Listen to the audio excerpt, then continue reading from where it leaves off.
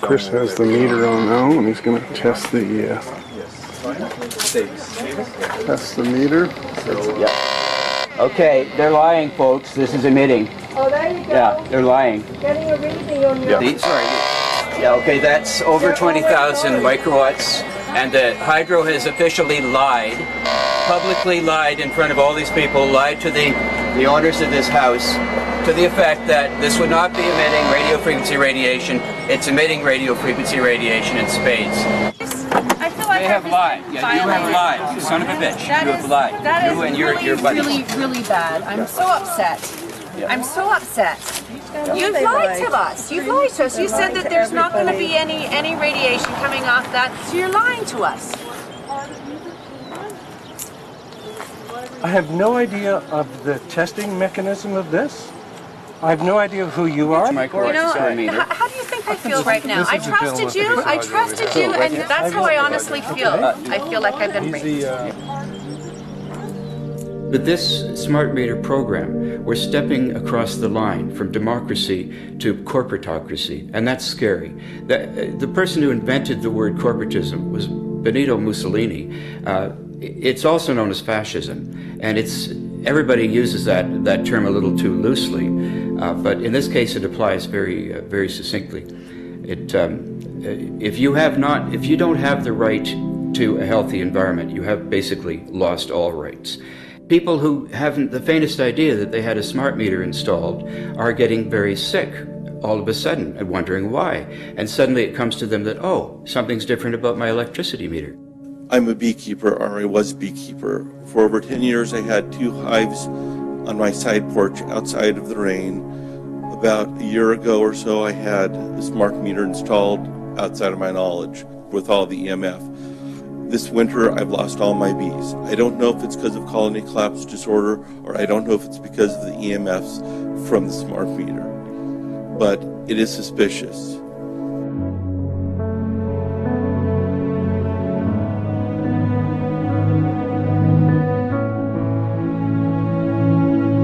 The consequences of this development have also been predicted by the critics for many decades and can no longer be ignored. Bees and other insects disappear. Birds avoid certain areas and are disoriented in other locations.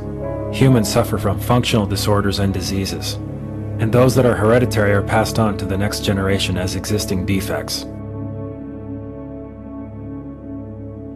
When you look at the study you did with mice, do you think there's a chance that within the 3rd generation of females, they may be irreversibly sterile? Not in the 3rd generation, but in the 5th generation, and that would for humans be something in the order of 150 years ahead of us. And of course, then it's too late to say that you are sorry, and it's very too late to say stop. So I would suggest that you have, at least for the time being,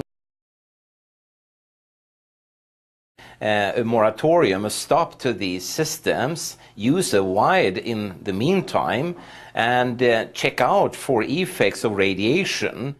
So I think it's really time to have an independent compilation of data. Such was done at August 31st, 2007 in the form of the Bioinitiative report, of which I was one of the authors. And then we put together approximately 2,000 scientific references on a little bit more than 600 pages, clearly saying if you are a rat or a mouse or a cell or a molecule, you should definitely not allow yourself to be exposed to this. And in the meantime, we have this full-scale experiment using our own kids. A considerable amount of research shows that developing brains and bodies of children are much more affected than adults.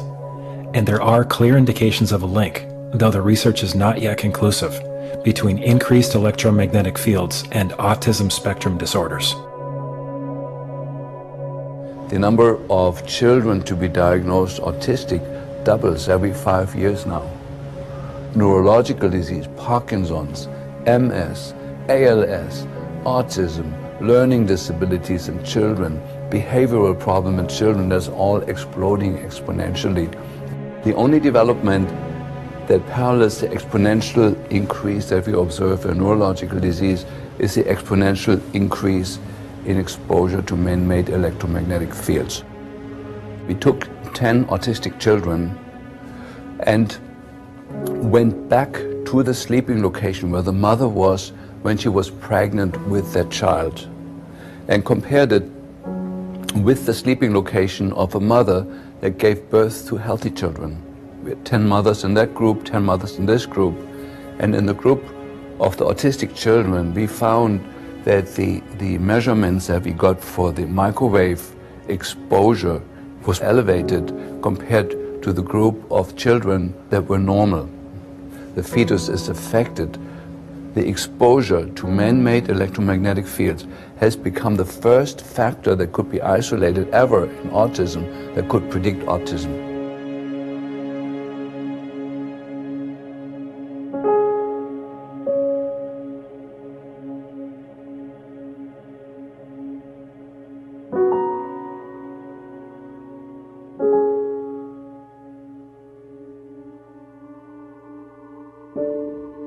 Despite overwhelming evidence of biological harm from this type of electromagnetic radiation, the utility industry has assumed the safety of smart meters without doing any testing.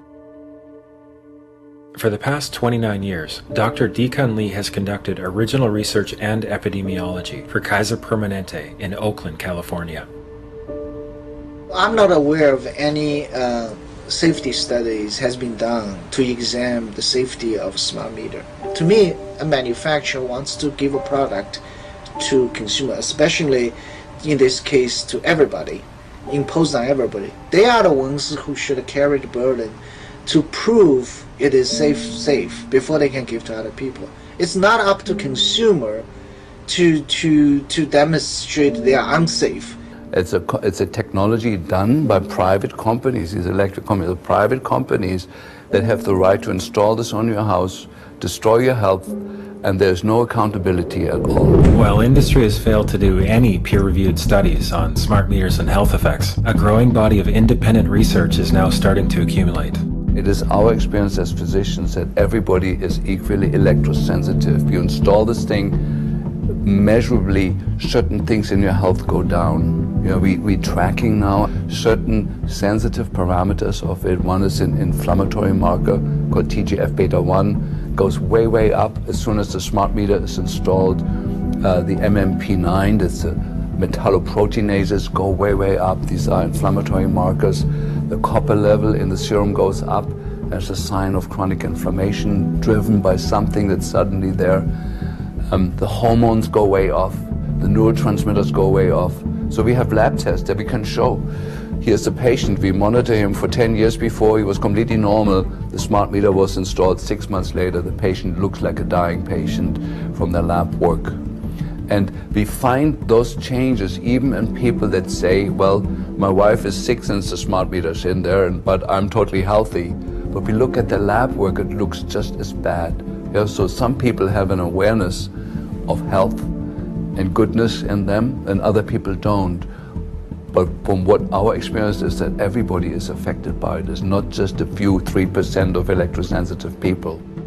Did you hear about people coming to you as far as having complaints about illness? We were made aware of health complaints following installation of smart meters, and we wanted to verify this using our field work. So I measured the field of about 30 different people while they stood 1 foot in front of the smart meter, and in every single case the human energy field was obliterated as they stood in front of the smart meter. We wanted to then verify this at the physical level using dark field microscopy. And then we also did a control group to find out if the old analog meters had the same effect on the blood as the smart meter. So in our first slides, what we see is normal cells, and the structure of the cells is intact and sound. This is what we would expect from a normal sample. With the subject standing 1 foot in front of the analog meter, there were no significant changes to these blood samples in any of the 3 that we tested. In our second set of tests, we're using the smart meter. Before the exposure, we see the same thing as we saw in the first samples. Normal cell walls, fairly separated and looking healthy. So after 2 minutes of exposure in front of the smart meter at about 1 foot away, we see a totally different story. Sample 1, you can see a lot of degradation in the cells. The cell walls have been broken, and you see changes in the cells which are called mycoplasma. It shows a mutation to the cell. In the second sample, we see a different type of degradation to the cell membranes. You can see a corrugation here. This is called bottle cap formation, and it's known that this occurs due to oxidation or exposure to free radicals. So this third subject, when we did her sample, she had to be pulled away from the meter after 45 seconds because she complained about an increasingly severe headache. And here you see a phenomenon called rouleau, where the red blood cells are stacking up, which makes it very difficult for the blood to deliver oxygen to the tissues as they would be their normal function. Every single one of these is a degradation. Every single one of these shows a trauma to the blood cells, and that came from something, and the only variable was the smart meter. The good news in all this is the patient and the blood can return to normal once they have been removed from the influences of these stressors. So this thing about electrosensitive, 3 or 5% of people are affected and everyone else is okay, I mean, what do you have to say about that? Well, everybody we've tested so far has been affected. And we know everybody that I tested to see if there was a change in the body's energy field, every single person I tested was affected. So 3 out of 3 people were affected negatively. One of them became symptomatic. The other 2 didn't have any noticeable symptoms, yet the changes showed up in the blood. There are changes whether they feel them or not. Maybe they're not out there complaining about it or trying to make other people aware of what it's doing to them, yet they're still being affected by it. While most of industry continues to use fine print and loopholes to evade accountability, there is a worldwide paradigm shift steadily underway. 60,000 doctors in the American Academy of Pediatrics are paying attention.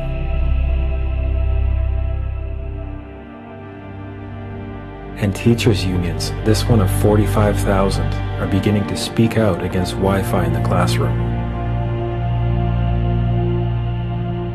Some regions are taking steps to cut the power of cell phone masts by 90%. And in many areas, towers are starting to come down altogether. But governments such as the US want smart grids and high-powered Wi-Fi mesh networks to blanket everywhere and everything. As industry cleverly camouflages itself, concealing the harm it is doing. Amazingly, our centers of medicine are seeking to bathe newborns in wireless. And this has continued on because the official line is that microwave radiation is safe enough. Governments and corporations have scientists working for them, they all do, and scientists are usually seeking the truth. In fact, a true scientist is always seeking the truth, but they can't speak the truth of their own work being paid for by the corporation or the government, which means the taxpayers. And I know so many scientists that have been muzzled, and if they speak the truth or they become whistleblowers or whatever, they're fired or they're demoted or they're imprisoned in their career so their career can't advance. There is an atmosphere of fear there. These people are held up as examples of what will happen to you if you do not toe the line. This is a subject which is taboo and must not be investigated. The radio frequency radiation work that we did was supported by Motorola. The relationship was really very cordial and very stress-free, but only up until we started generating data. These folks were very, very upset and began to talk about how are they going to handle this, what sort of spin can we put on this, what can we expect from this, and from that point on the relationship changed. What we saw was that Motorola began to exert more and more control over the work, telling us what to do, telling us how to write abstracts, what to say in the abstracts, what to say in the papers, how to do the work. No, don't do this. Yes, do it this way. This was unacceptable.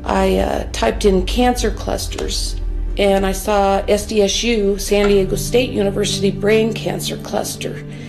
And I read this article over and over, and I think it put me in shock, and I ended up on the floor for the rest of the day. But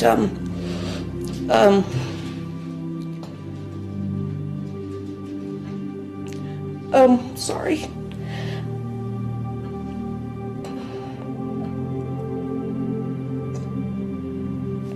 I realized they were talking about my son, so I immediately started contacting SDSU, the administration, and I felt myself just being bounced around. Nobody wanted to deal with me.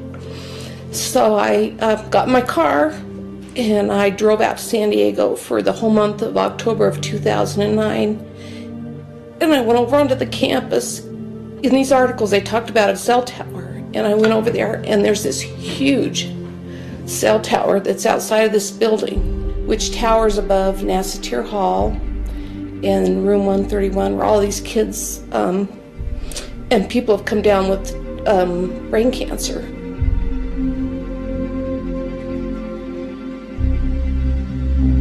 So is this like a forerunner? I mean, are they planning on doing this all over the place, or what were you able to find out? These are all, this is a backbone node to the supercomputer center at UC San Diego. And these are all on all these college campuses, and the engineers and the scientists are the ones who are developing all of this. So unless, we wake up to what's going on here with these installations, I mean, they're planning on doing this everywhere, right? Right, and they are already. My son, Rich Farver, died October 11th of 2008, and he was in Nassatir Hall, room 131. Professor Charles Cutter died June 19th, 2008, Nassatir Hall, room 131. Lou Terrell, diagnosed with primary lymphoma brain cancer in 2008. He was in the room right next to room 131. Dwight Anderson died in 2008, Nassatir Hall. Miss Laurel Amtower died August 29th of 2010. Richard Funston died, and he was also located in Nassatir Hall, room 131. I just think that this wireless stuff, we just need to get a handle on it and warn the public. But I just want parents to know, and I want kids to know that these are very dangerous, and these are on many, many college campuses. A reporter from the San Diego Tribune that I'd contacted actually called me at home, and he said, this story will never get out in San Diego. And I said, why? And he said, because of money.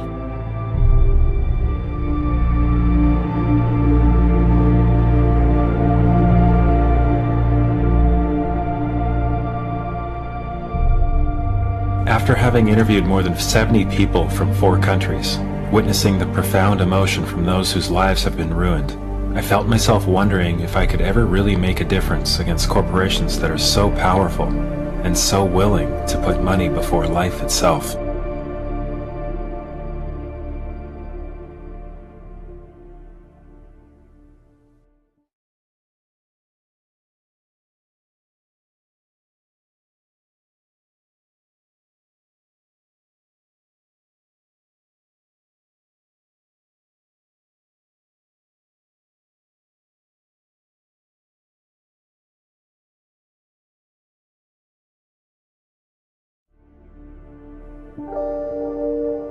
As I became more educated and as I learned more about the smart meter issue as it relates to issues of health and privacy and security, I was slapped into wakefulness, and I was jarred into a new sense of reality. I had considered myself a fairly involved and fairly informed political observer. I certainly was aware of the condition of our country nationally. I've been very aware and involved in the state of Illinois. But in spite of how informed I believed I was embarrassingly ignorant of some of these very profound issues that were happening literally right under my nose. So here's UPA installers crossing over locked fences and against consent.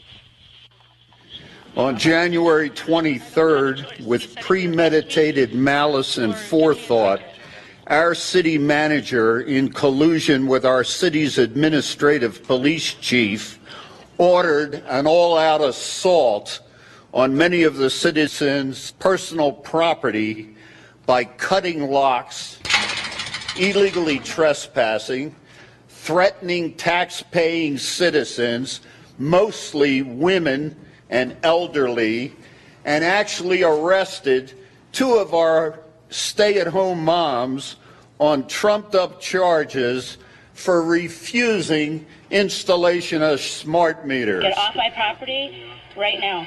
No! No! When the full force of the city's police department is turned on its own people, it's time for a radical and immediate change. Now, I just spoke with Naperville City Manager a few minutes ago, who says the city is within its legal rights to enter private property and install those smart meters. The meters, they say, are their property. He also says that the meters are safe. He also says the women deserve to be arrested if they violated the law. But exactly what those misdemeanor charges are, we still don't exactly know. I'm one of the homeowners who had his property rights violated, even though by certified mail I notified the city manager I would not participate in this federally sponsored voluntary program and would not accept the extortionary alternatives provided. As a result, I'm asking for City Council to fire the city manager, the acting police chief, the police officers who participated in this travesty, and any city employee who advised them that they had the right to do so. As far as I know, we still live in the United States of America and not communist China. Thank you.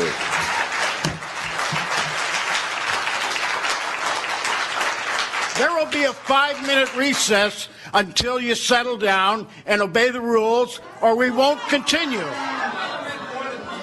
We have a 5-minute recess. This is thankfully a contrast to the behavior of most city councils, who are made aware of the facts. One of the first U.S. states where these devices were deployed was California, where dozens of local governments have issued moratoriums against the rollout. I vigorously support this action today. I'll be voting in the affirmative both on the moratorium and on Supervisor Kinsey's proposal to send letters to the governor. This action that we're taking today, and one that I support, is a political action. And don't be deceived that political actions don't work. Think about the American Revolution. Ms. Wolf? Aye. Ms. Farr? Mr. Lavagnino? Mr. Carbajal? Ms. Gray? Aye. We represent people, and they can get pushed so far, and then they say that we've had enough. And I think that that's what's going to happen. Many have now criminalized installation and are fining the utility for every device they attempt to install. As a result of a grassroots movement to spread awareness, the vast majority of U.S. states and Canadian provinces have active groups who are fighting back. And worldwide, the trend continues. Many are asserting their rights for the first time in their lives. But utilities still are not yielding. And in many areas, they're attempting to impose fees for those who do not want their so-called upgrades. Their idea is to have an opt-out. If we do an opt-out, they're all bending towards charging us to opt out from a product that we did not want to begin with. An opt-out is an agreement to pay to not be harmed. An opt-out is volunteering into extortion. An opt-out says that if I don't pay you, you have the right to harm me. So that doesn't work.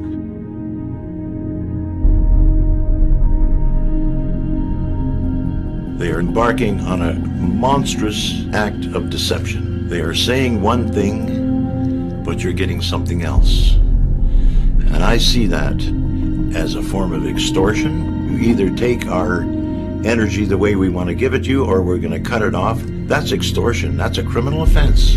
As a fraud cop, I'm just wondering when the world's going to wake up. You put a story out there, it's wrong, but what the heck? We're going to go with it. We're going to look you straight in the eye, and we're going to lie to you. What are you going to do about it? What would you recommend from your experience that people may not understand, or that you've gone through, what they should do or what they should know?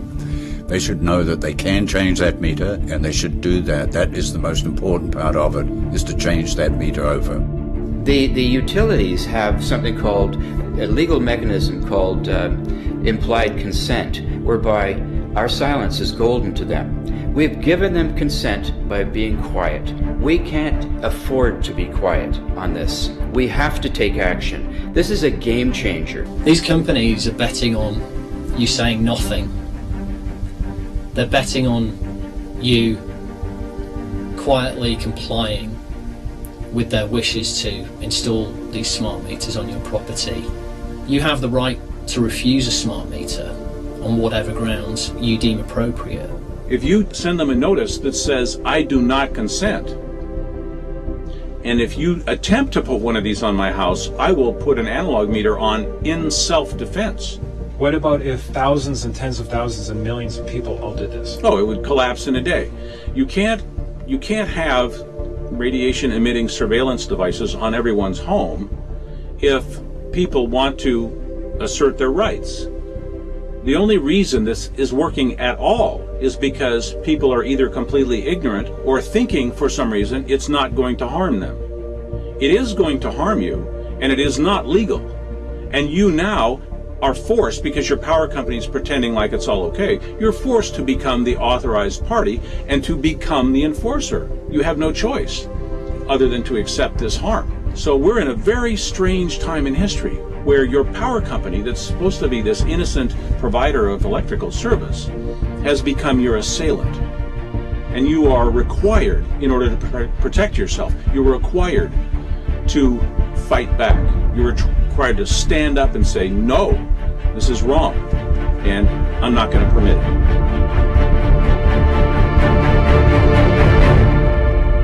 In a modern electronic democracy, this is how you vote. You vote by having a well-formed opinion on an important issue that could take away your rights. It's that a device that is broadcasting and receiving wireless signals permanently has been surreptitiously placed in your home unnecessarily and without your permission and without proving itself scientifically. This is a test case for technological democracy if I've ever seen one. Dear Big Brother, I wish I could say you're acting like a brother, but unfortunately, an Orwellian big brother is what you have become.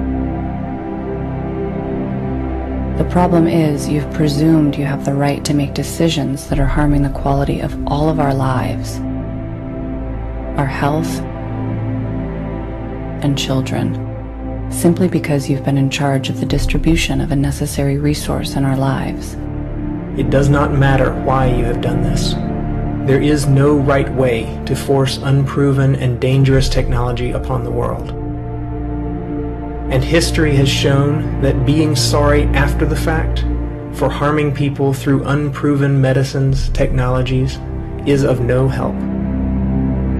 You do not have enough money to repay the harm that you are doing to all life.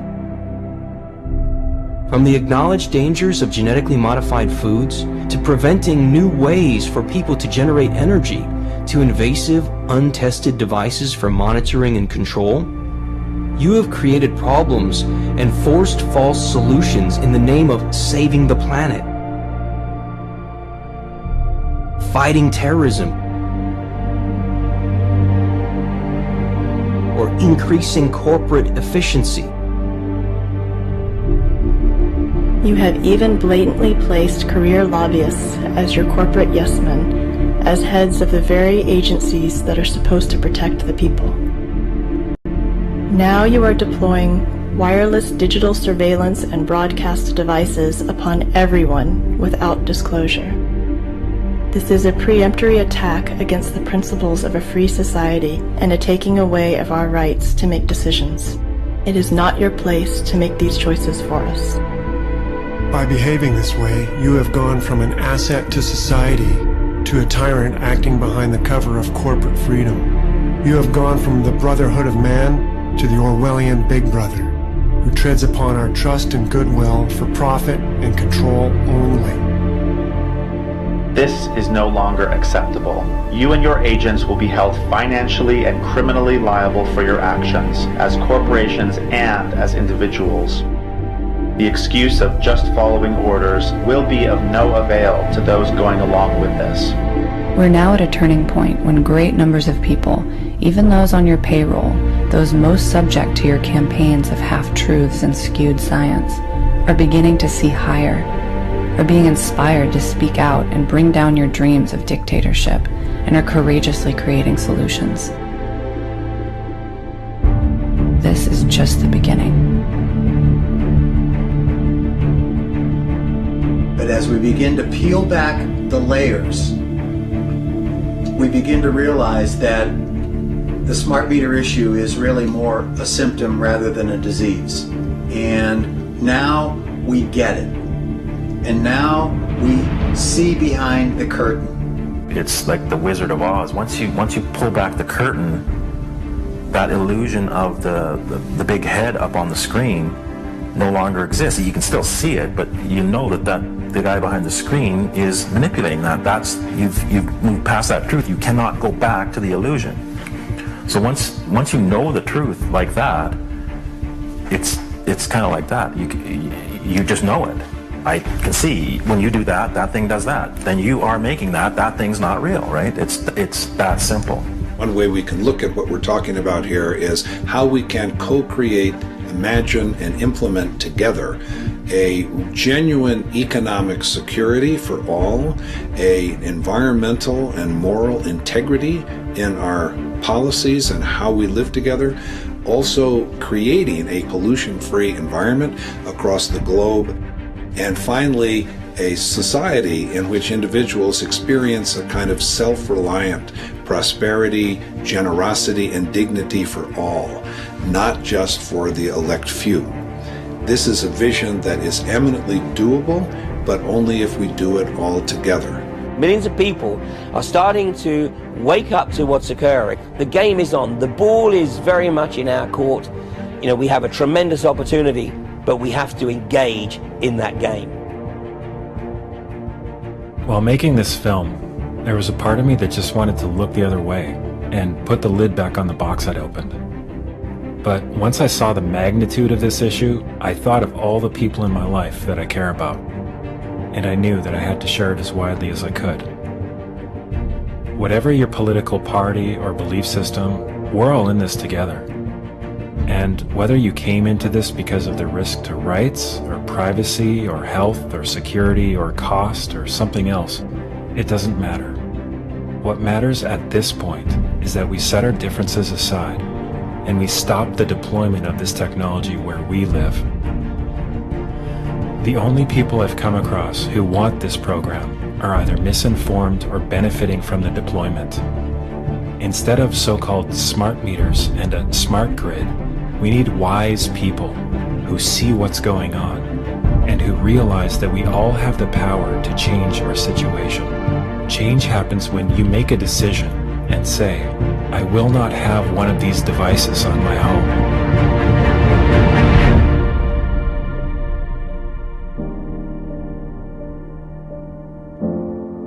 There is no legal requirement for you to have one of these meters, even though utilities are trying to intimidate people into accepting it, as if it was the law. To assert your choice and protect your foundational rights and health, you need to notify your utility, otherwise the choice will be made for you. Share this film online with everyone you know. You can also host a screening in your community or for your city council. It starts with us, but we are not alone. All around the world, this is a time of social awakening. A wave is sweeping the planet, inspiring millions of people to stand up to corrupt corporate governments. The veil of illusion is lifting, and we're all finding our voice. Because this agenda is being implemented as we speak, we all have to act now. Not only can we make a difference, but we must. Together, we will build a safer and more abundant world.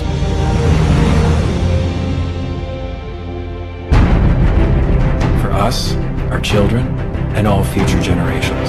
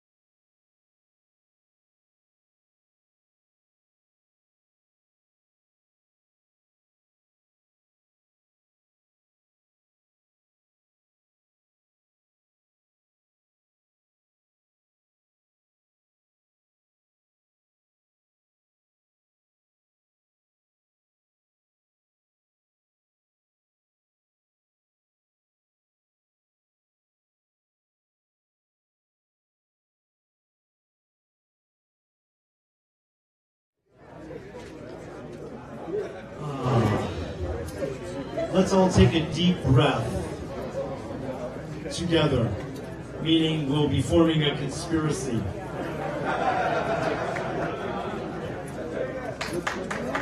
Right? A conspiracy of love and freedom. Please, if you would, take your seats and bring your precious attention up front. Thank you, thank you, thank you. Ah, what an awesome time, huh? Is this incredible? Let's hear it for everybody.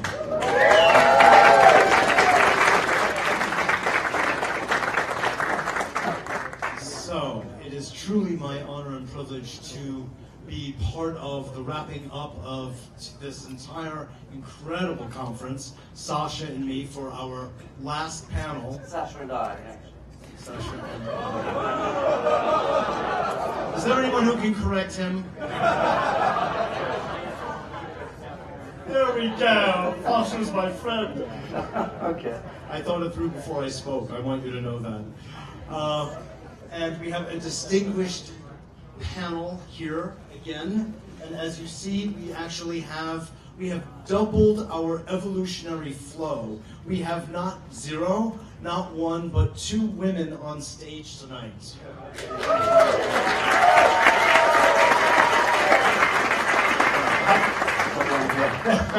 2.5.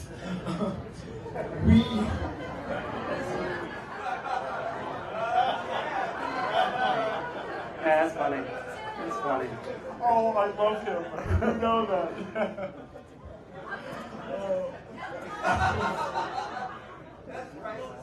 Oh boy. We'll start with fun and we'll end with fun. Truly, we have a distinguished panel again. It's really my honor and pleasure, ours, to conduct this last panel this time. As I think you all know in your heart and soul, GlobalBEM is here to stay.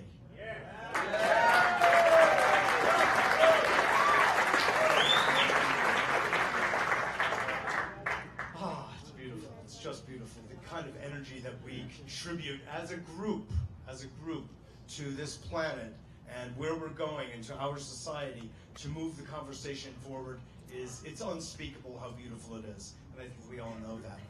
So tonight, just to open up, to bring us all into the rhythm and the flow of the rest of the panel, we've asked Alea to give us a blessing, a couple of words before she needs to go to bring the energy together under one tense.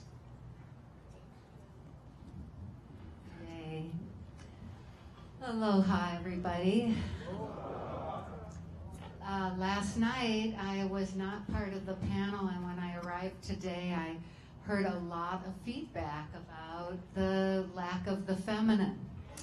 And I do want to remind each one of us, we really are not men or women. We have the masculine and feminine within each one of us. We are beings that have been doing our work to become whole. And I offer the heart breath that I've offered a couple times here, and we'll do it again. It's an incredible way to enter into your wholeness and into your harmony. If we are remembering that I love so much what Foster has brought, which is remember everything we do, think, say, has to be a win-win-win-win-win for all concerned. Otherwise, it's not worthy. And we are sacred beings, we're worthy, correct? So how are we going to keep that, all that programming to dissolve? A simple method, the heart breath. So let's close our eyes for just a moment together. The panel too, all of us are in this together. No one of us is above each other. We're in different levels of remembering what our purpose is. And as we have our eyes closed, focus your awareness at the heart, at the high heart, below the throat, and watch yourself being breathed, this miracle that you are. In-breath coming in, out-breath going out. Remembering the miracle of life is a gift. And it's our job to be good caretakers of this gift, of the mind, the body, the spirit. And the way that we do that is to align all aspects of ourself with the ebb and flow of the gift and connect to source. And as you keep following that ebb and flow, just become aware of the feeling and get that feeling going. Once you have that feeling, it feels like peace. And you know, until each one of us knows how to find that peace within ourselves, align with that peace, we will not have world peace. But each time each one of us lives our life in alignment with that, it radiates out and it affects the collective. So I'm going to ask you today, tonight, to do this every day. Connect, feel, emanate and radiate this through your cellular body first. Activate those cells. In-breath and out-breath. Amplify it with gratitude for the breath. Amplify the feeling of peace to love.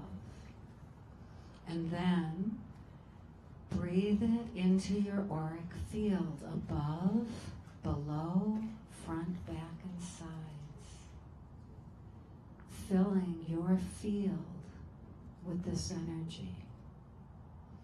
Learning, as your eyes are still closed, remembering when you look at your brothers and sisters, you're looking with great respect at God standing in front of you as a reflection of you. This is our time to stop projecting our judgments, our insecurities, and to start living from our empowered, balanced, peaceful truth, so that we may collaborate and accelerate what we came here to do. Thank you so much. Aloha. Wonderful. Thank you so much. After speaking yesterday a little bit on Terence McKenna and his eschaton, that transcendental object at the end of time, and the weirdness that would issue once we passed across that 2012 event horizon. Another quote was given to me by a gentleman as I was leaving the tent, which is by Hunter Thompson, which is, "When the going gets weird, the weird turn pro." And it is only a few short months since the 2012 winter solstice, where our noble planet conjuncted the intersection of the Milky Way and the plane of the ecliptic.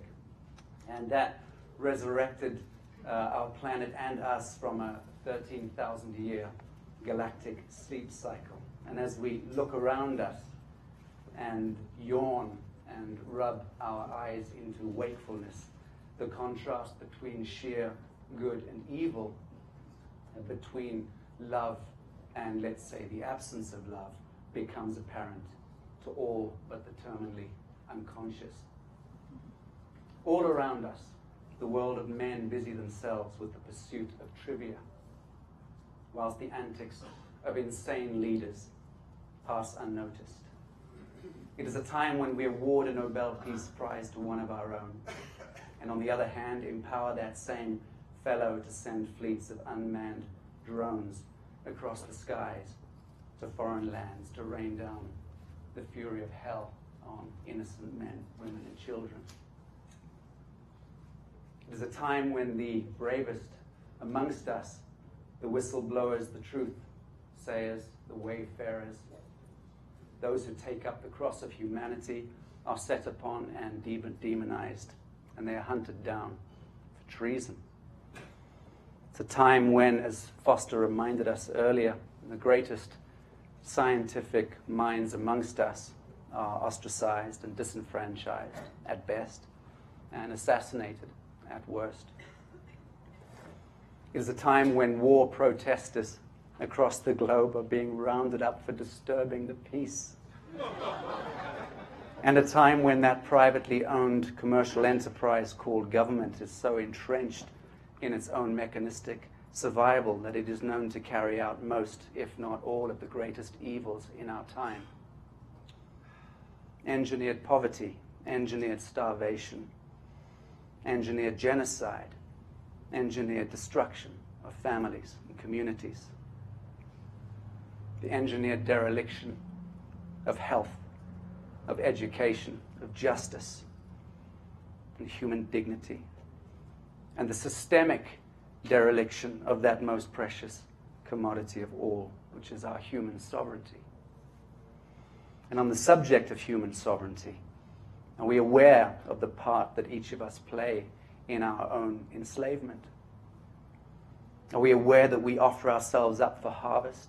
Are we aware that this is how the great spell binding is actually permissioned by us, through us, alone? Cultures, religions, schools, systems, ideas, bad stories, football matches, rock and roll concerts, wherever they are not anchored in fellowship and in fearlessness, they are bound by time and money and by fear. And we need to know this, and we need to know and recognize the part that each of us play as individuals. One thing has unified this year's conference and the enigmatic messages of all of our presenters and experts, more so even, I think, than last year's conference. And that is the clarion call for an integration, a realignment, and a recognition of our inherent greatness as human beings traveling on a little blue orb, spiraling helter-skelter through the galaxy in a quadrant of a universe. And I'll remind you, it's an electric universe. Do not believe what they tell you in school. It is thriving. It is filled with DNA and light and life and abundance. Encoded in this awakening of human unity is, of course, the very source code of that thing we are all seeking, that free quality. The word free keeps coming up over the last 3 days, which is not, in fact, an energy source per se that we're seeking.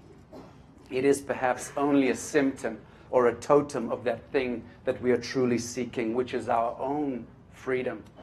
Freedom from manipulation, from enclosures, from systems, and the bondage of a civilization which we have now grown out of.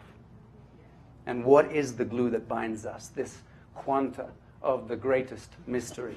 In simple terms, the greatest power in the universe is the quanta of the awakened human heart. And this simple, majestic, and ineffable truth is revealed to us and through us every moment of every single day. And it is revealed to us quite simply through our capacity to love and be loved. And in that state of grace, we will now begin the panel discussions. Thank you.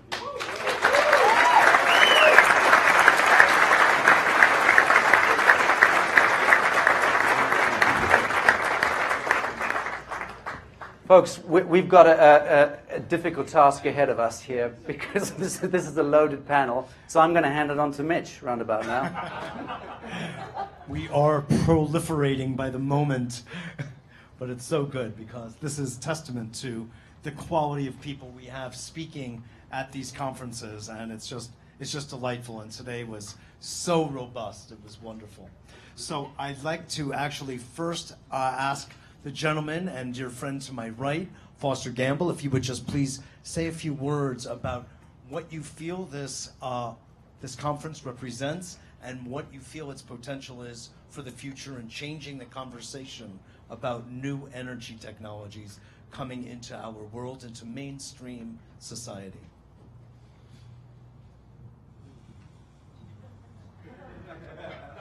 It's okay, you've got 60 seconds, Foster. One of the things that I so love about this conference is that it's at its overt core a technical discussion. And there is such beauty of heart and such boldness of conversation and such connection amongst people. Just as I walk around and see the electricity happening as people meet each other and learn better how to support one another, it gives me a deep sense of excitement and relaxation, because we are building the love trust.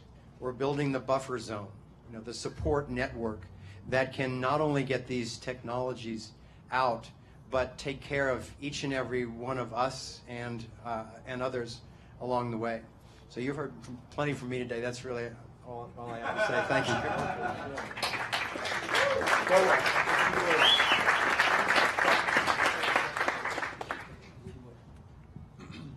You have 2 minutes.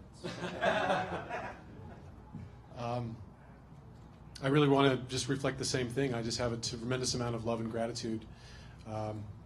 This is my first time speaking in an event, and I noticed that after I spoke and I kind of relaxed, then I could really see all that was going on.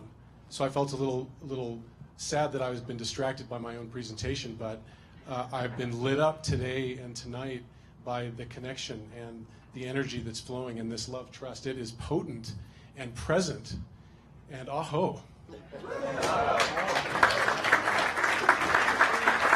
Thank you very much. GO, as you know, works side by side with Foster on all of the projects, Thrive and everything else, helping everything thrive. So we very much appreciate all that you do.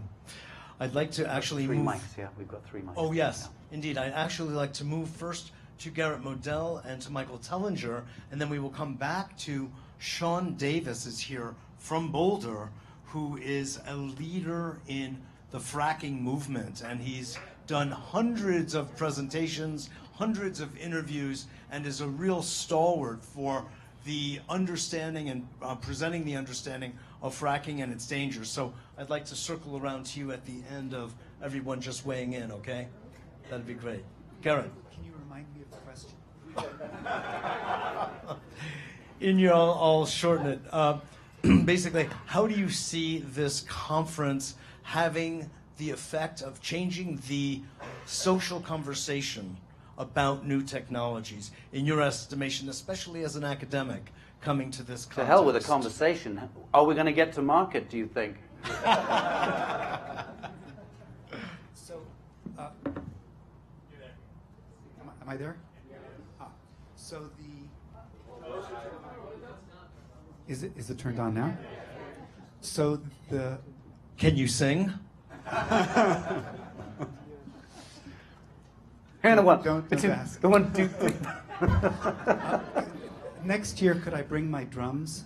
That would be better. So what we're gaining clearly are connections.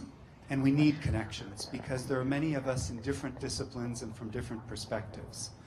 But what I see is that this is really only a beginning, and we've got a long way to go. Particularly where I come from, that is the world of academia, there are lots of connections that need to be made that have not yet been made. That we're just beginning to break through, but it's going to take a long time. As you know, when a new idea comes up, first people will say, "Oh, I ignore it. I'm not really interested. I don't want anything to do with it." Then, if you keep at them, they'll say, "Okay, well, this is just totally wrong. It's just wrong. You're stupid." And then finally, when you keep at them, they'll say, "Oh, it's obvious. Of course, I agree."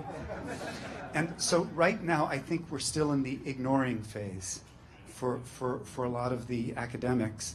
And I think we've got a long way to go. Also, just in conversations that I've had here, I've spoken to a number of people who are inventors and seem to have a fantastic system, and also to students and people who want to learn more and work more in this field. And I don't know how to advise them. I don't know what connections can we make for these people to bring them success and to bring all of us understanding. And I don't know yet. So we've got a ways to go. We'll give you some suggestions. Thank you. Okay.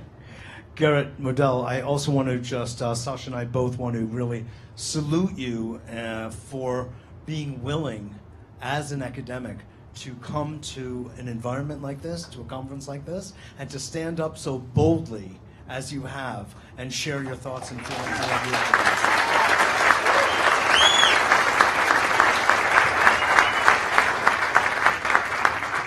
You can all hear a roundtable discussion on the GlobalBEM and the subjects here on abetterworld.tv. It might even be on the GlobalBEM website, when recently, just 2 weeks ago, Sacha Stone, Foster Gamble, and Professor Modell was on with me on A Better World TV, and you can listen to the radio show. It was very informative and inspiring. So, thanks again. Michael Tellinger. Thank you, Don't Mitch. ask me to repeat the question. No, I'm not. And I'll be very brief. I think I was fortunate enough to be present in Hilversum, Holland last year, being invited there, and I flew in there not knowing what to expect. Obviously, I was completely blown away. I was deeply thrilled and humbled by the response of the people in Holland and Europe and wherever they came from to the message that I brought there. And I'm even more humbled by the response that I had here today, which showed me very clearly that the divide and conquer principle, of which we are all traumatized byproduct of thousands of years of divide and conquer that's been very effectively imposed on humanity, is breaking down very successfully. And an event like this is a clear indicator of how quickly those dividing lines are being dissolved and we are merging into one unified field of consciousness. So give yourselves a round of applause, because this is what we need to carry on doing.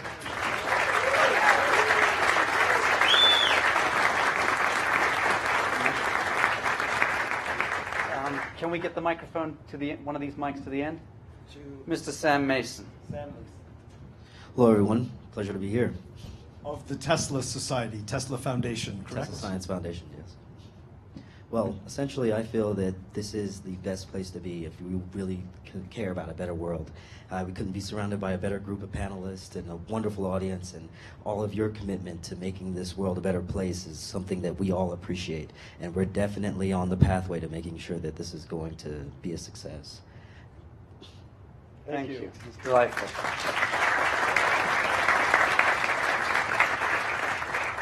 I'm sure that the PsyOps chaps in the van on the outside have listened to that and have taken it to heart.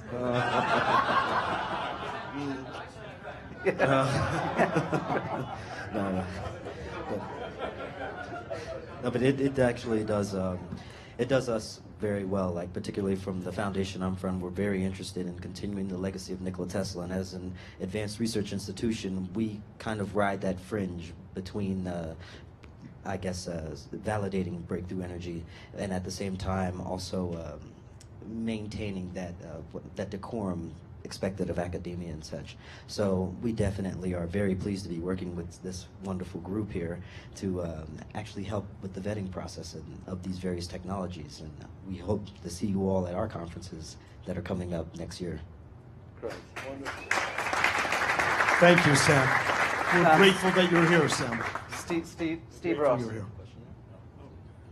Steve, could you also just comment briefly on the impact that you feel that this conference may yet have on the planet? I feel very encouraged by the comments that were addressed to me after I spoke the other day. I was very impressed with the heart of the individuals, their particular questions. As I mentioned last night on the panel, I really wanted to throw in the very technical so I could also get into the philosophical after people were engaged in what we had to share. But I want to share a very quick story which I think will underline what I feel this is about. There was a great conference where all the dogs who resided in a particular area all met. And at this conference, all the doggies were together. Some of them hadn't seen each other for years. And the dog star of my story met some of his doggy friends, and they agreed to meet 1 week later at another location. Now, for the doggy star of my story, it would be a 3-day journey. And the next week came, and our dog headed out to meet his friends. And midday of the first day, he wanted to stop and get some food, and came to a new area where there were dogs that he had never met before. And they barked and they howled, and our doggy star said, "Oh, I have to move on." And this continued to happen for the whole day. And when our doggy star wanted to end that evening and sleep, all the dogs of that area barked and howled, and our doggy star had to go on.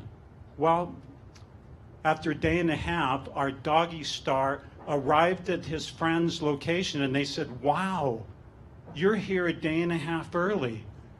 And our doggy star said, "I had a lot of help along the way." Well, I believe that this is very important, because the trials, the tribulations, the creative opportunities that we find through the challenges is what moves us all along. So what do I take out of this?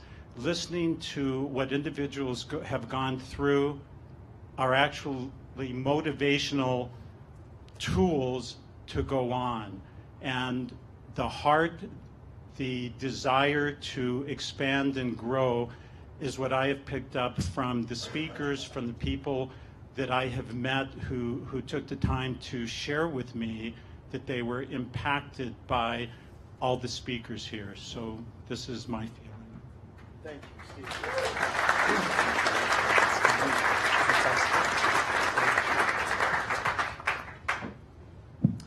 Josh, please say a word with us. Thank you. First of all, I'm honored and privileged to be on this panel. I want to thank everyone who came up to me last night or today who watched our film Take Back Your Power here last night. Thank you to Jeroen and to Ryan and to the team for setting that up. Online streaming, I understand it just finished before this, so we had a chance to show it there. But I wanted to share a little bit about the meaning that I'm taking from this personally, and also as perhaps as a group, as a movement.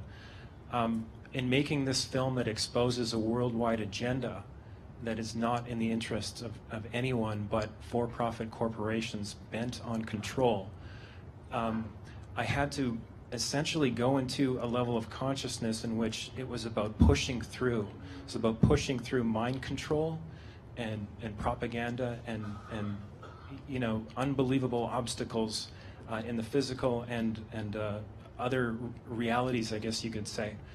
And what I'm learning now is that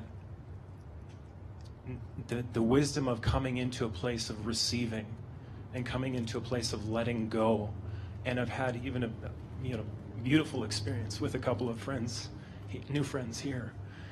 And just that, the power, and perhaps there's a balance that I'm coming to, that we're all coming to, about pushing forward and letting go and receiving the divine that we are, that wisdom, that the source of life and love coming through our heart that animates us, that gives us new ideas, that makes and creates synchronicities and new connections to allow these ideas to come into full manifestation on the planet. Perhaps there's a balance, keeping going, pushing forward, but being receptive to the God force coming within, and standing in that balance, in that flow, and creating it by calling it forward, speaking words from that, our higher self, the God self within, and calling it forward in our full authority, even speaking out loud on a regular basis the reality that we are creating at this time. I want to, in closing, just mention two words that were spoken last night: unified intent. And as I believe there's a self-organizing principle, and that's becoming more and more obvious the more I learn about these technologies and listen to these beautiful people. And I feel that as we trust our heart and as we connect with the source of love within us, the self-organizing principle is harmonious with our unified intent. So we never have to worry about going astray. We're all parts of the body, and the body is here on the planet now at this time to manifest the new kingdom, or queendom, if you will. And it will be manifest. Thank you. Thank you, Josh. James Martinez. James, I actually have a direct question for you, and that was that if our planet was met with a visitation of the galactic star family, wait for it, and you were elected to be the only human ambassador beamed across to their mothership, and if you were asked to give a full account for the state of the planet, where would you begin? Show me the meaning of love. That's a big question, actually. Without ayahuasca. Without ayahuasca. It's a big question. Very big question, but let me start by saying this, that last year when we did this, everybody dispersed and everybody went on their way, and some people stayed in touch. I'm really excited to know that this is really the beginning, and in the next couple of months, everything that's happened here is going to expand. All of you are going to have a place to go to, that you all be welcome with the people's voice. I think I have that strange feeling that this is the group that's going to make history. I know it. So everybody needs to band together. I know I have a big responsibility ahead of me. If I've not had the time to meet with you individually, I'll probably be talking to everybody that was speaking here, because all of you will be on the People's Voice coming up in the next couple of months. I want to thank everybody for coming out. I had no idea that it would be like this. I know we had significant changes, but I'm looking forward to beginning the new world, shall we say. Thank you, James Martinez, and also thank you for your incredible persistence over time through awesome obstacles. Bravo. And truly, you deserve applause. All right, thank you.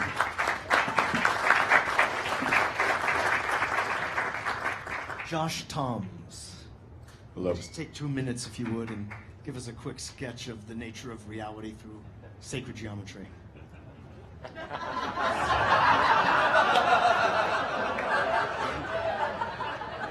I know you're up for it.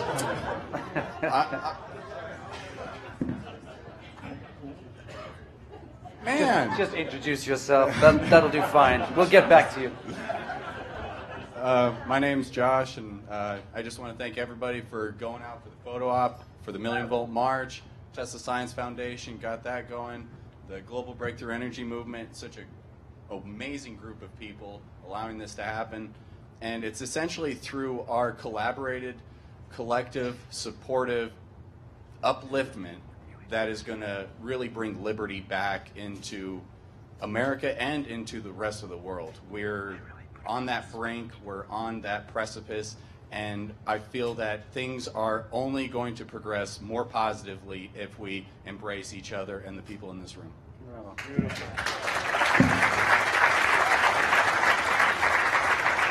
Just a quick word to say, isn't it fabulous to see such young people here, so committed and so alive? Thank you so much. Yes, it really is. Stephanie Paulus. Take that microphone, girl. Indeed. This is one of the backbones of the global BEM movement, and who helped to put all of this together here. So a big round of applause for Stephanie.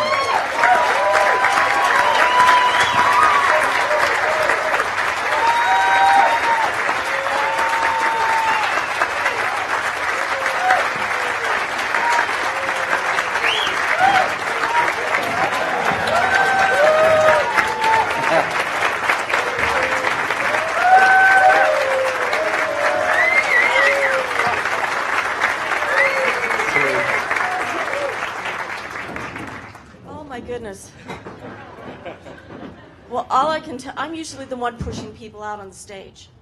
But all I'm going to tell you, and I want you to remember this, the word no, N-O, has a 24-hour shelf life.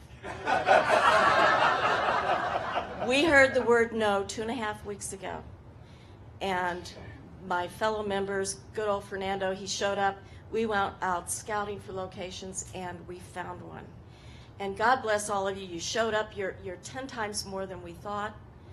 And I'm going to tell you, this is the first, this is the beginning, and it is the start So from now on, just remember, no has a 24-hour shelf life. Good girl.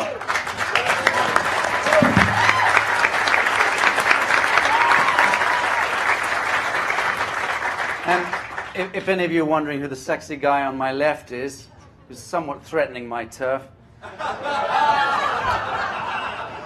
it is Sean Stone. And Sean, please tell us a little bit about what it is that you're doing. Most of us do know, but for those looking in, what do you do? And I know you've only arrived, today's the first day at the conference, but what does a conference like this represent in real terms? Okay, thank you, Russell Brand.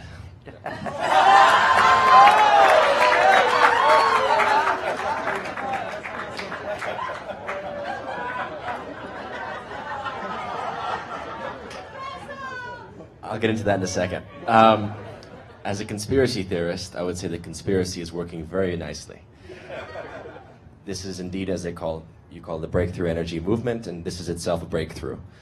From my personal point of view, it's very rewarding to be here, just participating in the panel, because people like David Icke and Sacha I've known for many years. David Icke's work, I've known David Icke through his work for about 10 years now. Sacha I knew in London 10 years ago, and then so many countless other people like Ore King and Michael Tellinger, and so the list goes on. Richard Dolan, their work has come to my attention over the past 10 years or so, and more recently through Conspiracy Theory with Jesse Ventura, the show that I was doing. So it's really amazing to have worked in this field across the board of trying to sort of synthesize our understanding of reality, right? Because growing up in the post-70s, I guess you'd say, the post New Age awakening, we have to redefine what reality means, and then you get this great literature from many different sources, and yet I have yet to see such a successful conference come together with all of these luminary figures. And so this is a breakthrough, and I think that from here it's just going to advance, and each year I think you'll have more and more great speakers coming forward, more and more scientists, and by next year you should be generating your own power for this event.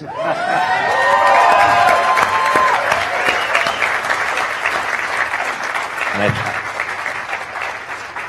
I say we go for the World Expo next year. Let's do the World Exposition on free energy, and enough of these tents. There should be like a real festivities, like a circus with bright lights, and the Tesla Tower out there, and that'll be really the proof in the pudding that we are serious and we have succeeded.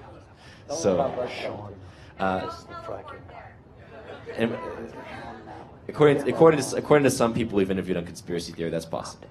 Now, just to let you know that currently after Conspiracy Theory, I'm currently hosting a show called Buzzsaw. We've interviewed people like Foster Gamble, like James Martinez, and hopefully more of the speakers that you've seen over the course of the conference will be coming on Buzzsaw.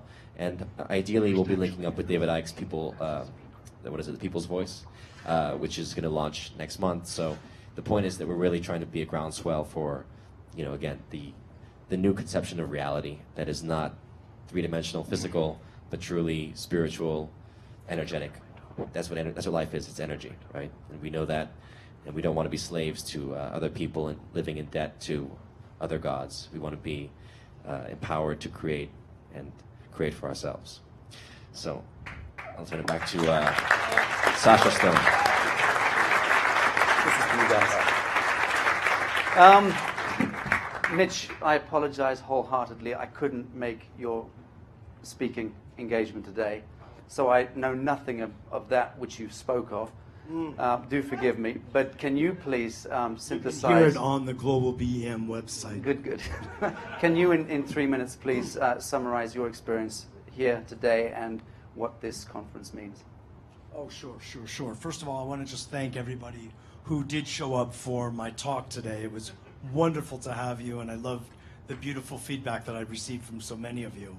We were really looking to hit that note of the psychological and emotional domain of human life as we progress as people interested in creating sustainability and a planet of harmony. And this is something that gets overlooked a bit in this conference as we learn about vacuums and all sorts of really far out magnetic technologies and the rest. All of this is beautiful, but the call was really to bring us back to humanity, that all of that is in service to us and our own happiness and our own well-being.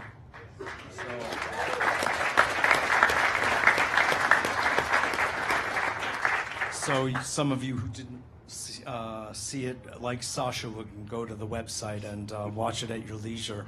So, but in terms of what this conference is, and this is the second one that Sacha and I both have participated in, as well as many others, it's just, it's refreshing, it's encouraging, it creates hope, and it's incredibly exciting to be part of this incredibly vital, unswerving commitment to creating a better world, and I'm honored and pleased to be part of it. So that's really how I feel.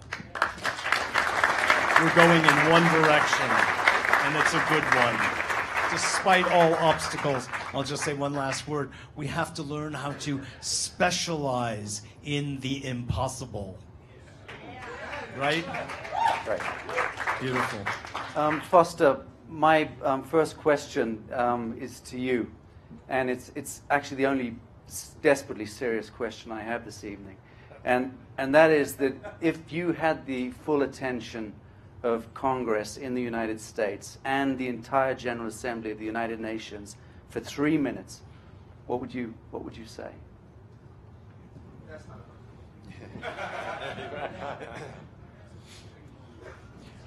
I would say thank you for your intention to serve, and I would invite you all to wake up and realize that you're actually coercing people's lives, you're stealing their money, and you're ruining the planet. So let's...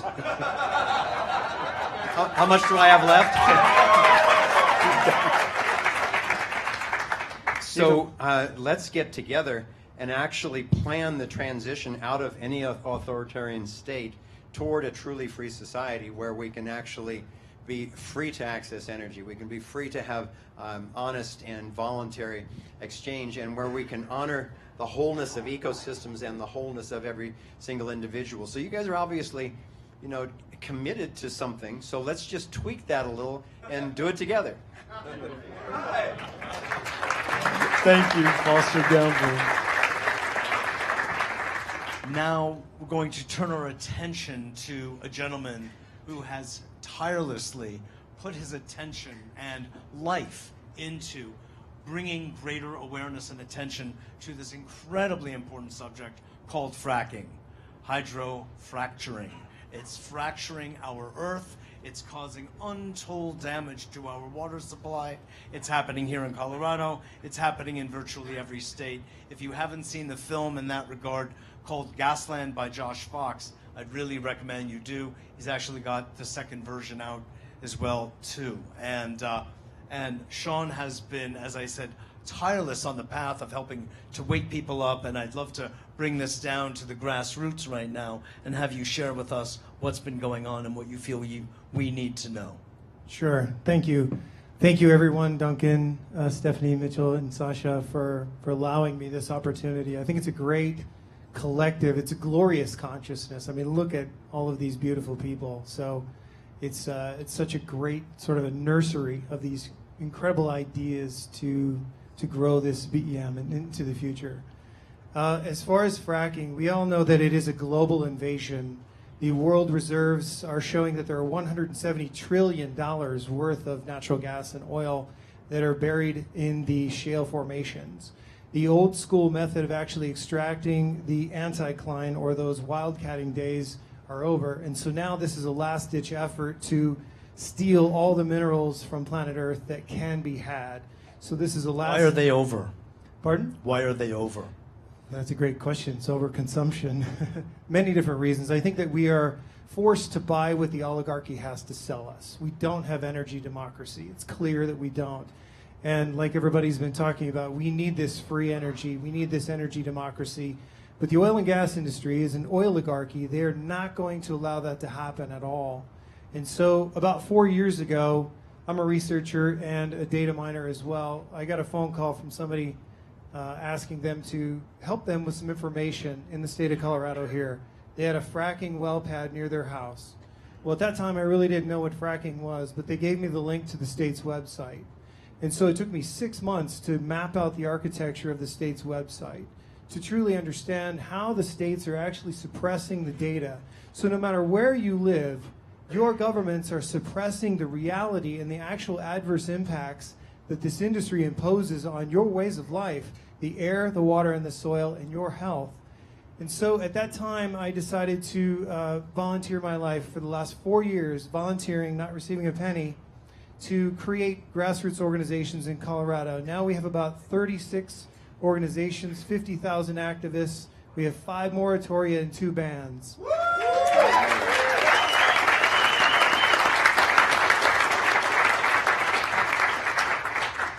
Some of the data that I've uncovered clearly shows, and keep in mind this is official data that's unredacted, it's stamped by the state of Colorado, proving unequivocally that our aquifer has been contaminated by thermogenic methane, which is a fracking gas. It's a totally different isotopic fingerprint than biogenic methane, and the EPA known fracking fluid toluene. 40% of all groundwater spills, operator oil and gas spills on the surface, 40% of those cause groundwater contamination here in Colorado. And so your data exists and it's yours. You pay for that and you should request that and you should acquire as many documents as you can. I have millions of them. So Give us a website. Is there a website? My website is fractivist.com or .org. It's without the K. It's the real definition. So it's FRACTIVIST. So over the course of 4 years, I just want to give a kudos to France, by the way. The High Court in France just yesterday or the day before confirmed and approved a full ban in France on fracking.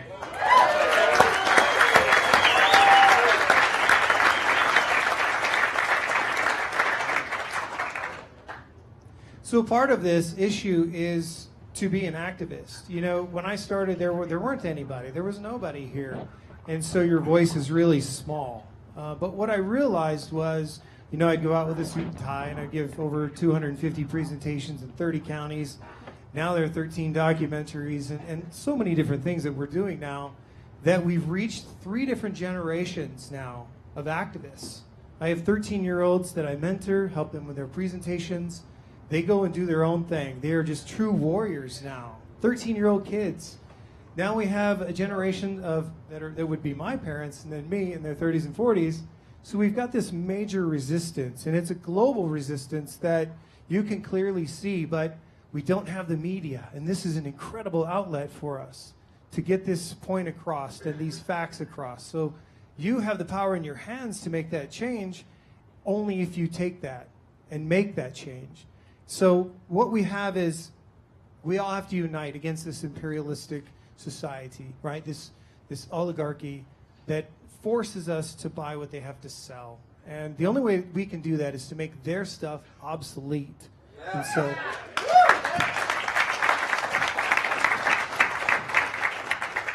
all of your ideas can do that. And I'm so, again, honored to be here that we can all collectively come together. This is not a glorious accident.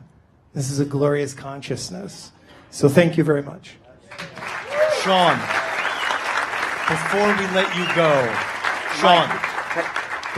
you go, can we drink a clean glass of water in Colorado today?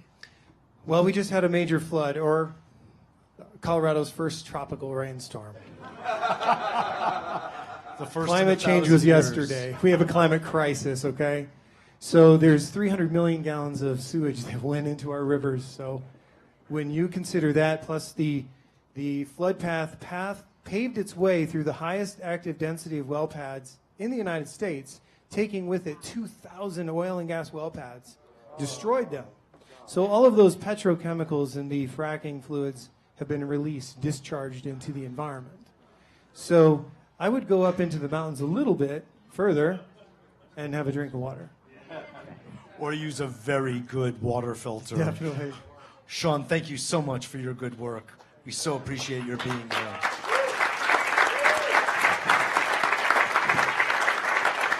My question to Michael Tellinger. Are the Anunnaki behind fracking?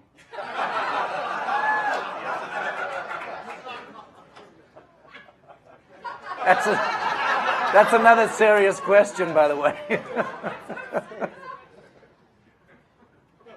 Are you serious? I'm dead serious. Look. The way I see it, you said in your talk that 285,000 odd years, right?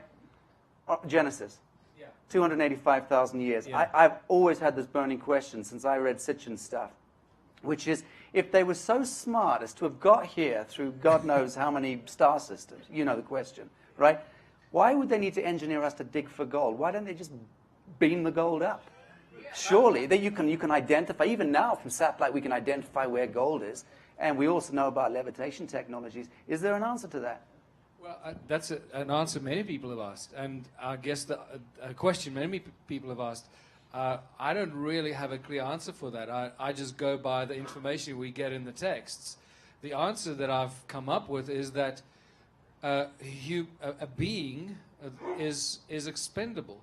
If you build a machine, it'll break. You've got to keep fixing it. If you create a creature that is intelligent enough to take orders, they can breed and breed and breed. They're expendable. You can just keep breeding them. You don't have to fix them. You can just get rid of them. And I know it's a horrific thought, but that is unfortunately the possible horrific reality that we have to face. When you start going down that rabbit hole, you have to be prepared to face some sobering historical realities, possibilities that are not pretty. And Forgive me, we're not quite throwing it out to the audience just yet. Can Mike just finish the question? But hold on to that, please. Yeah, don't confuse. Sorry, I must make it very clear that if people are still confused about, the great creator or the great architect or the God with a big G, as I call it in my book, and the gods with a small g, please refer to that. And that's a completely separate discussion to what we're talking about here. So let's not get sucked into that, because that becomes a very interesting. Thank you. Okay, and did you want to finish off? Well, I'm just saying the answer is it's easier to breed a creature that can just keep breeding and keep working for you because they're too dumb to realize any better than to having to build machines that keep breaking and having to fix the machines. Great. So Mike Tellinger has put it on the record that the Anunnaki are in fact behind fracking. That's good to hear. And one other question, because I wanted to ask you this when you were in London the other day, and I never got to ask you. I had Jose Arguelles, I don't know if you ever knew him, but we were friendly, and he spent about a month with me at my home in Bali, and he mentioned to me that he had published in the 1970s a map of the node points in the sky that he had divined through his own extraordinary divinations were the sort of node points of this sky grid. And it was to his eternal regret, because he noticed a few years later that those node points were exactly where the military-industrial complex placed the 28, is it odd, eye-in-the-sky satellites, exactly on those node points. I don't think he ever quite forgave himself for that.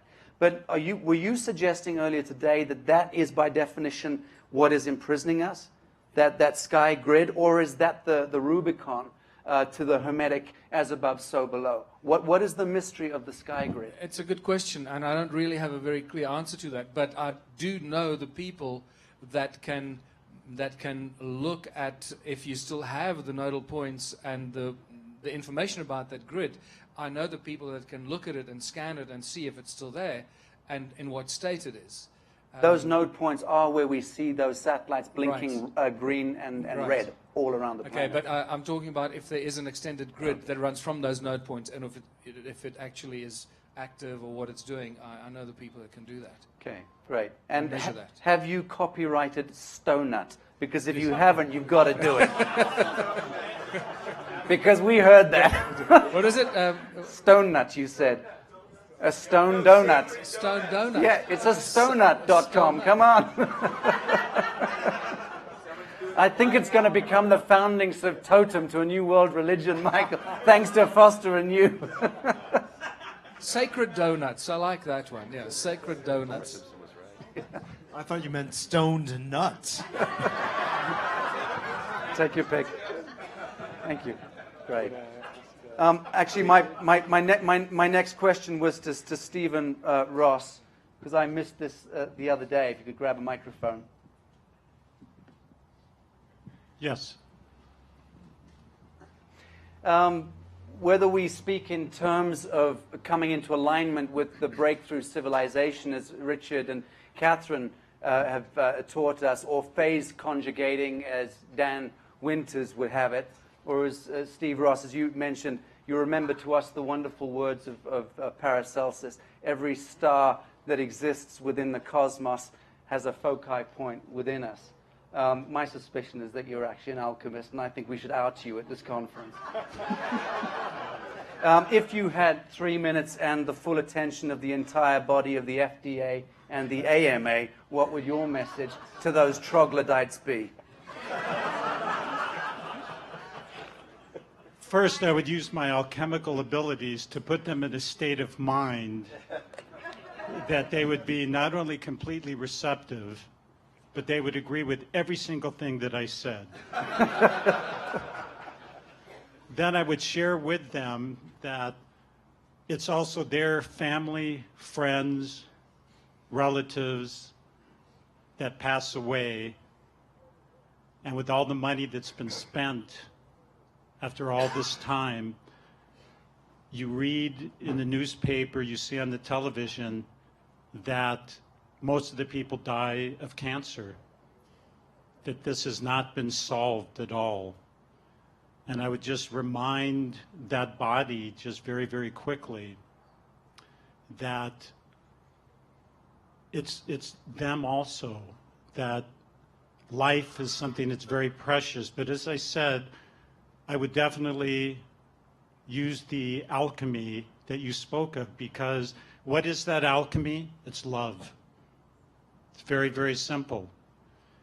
You put out that vibration, that is what I would do for 2 minutes and 50 seconds, because they are very hard-hearted.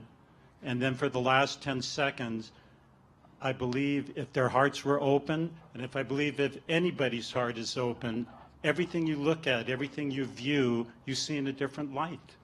So that's what I would do. Thank you. Thank you.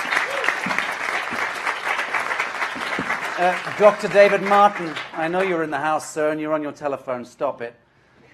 Could you take a microphone, because I have something to throw at you here. Thank you.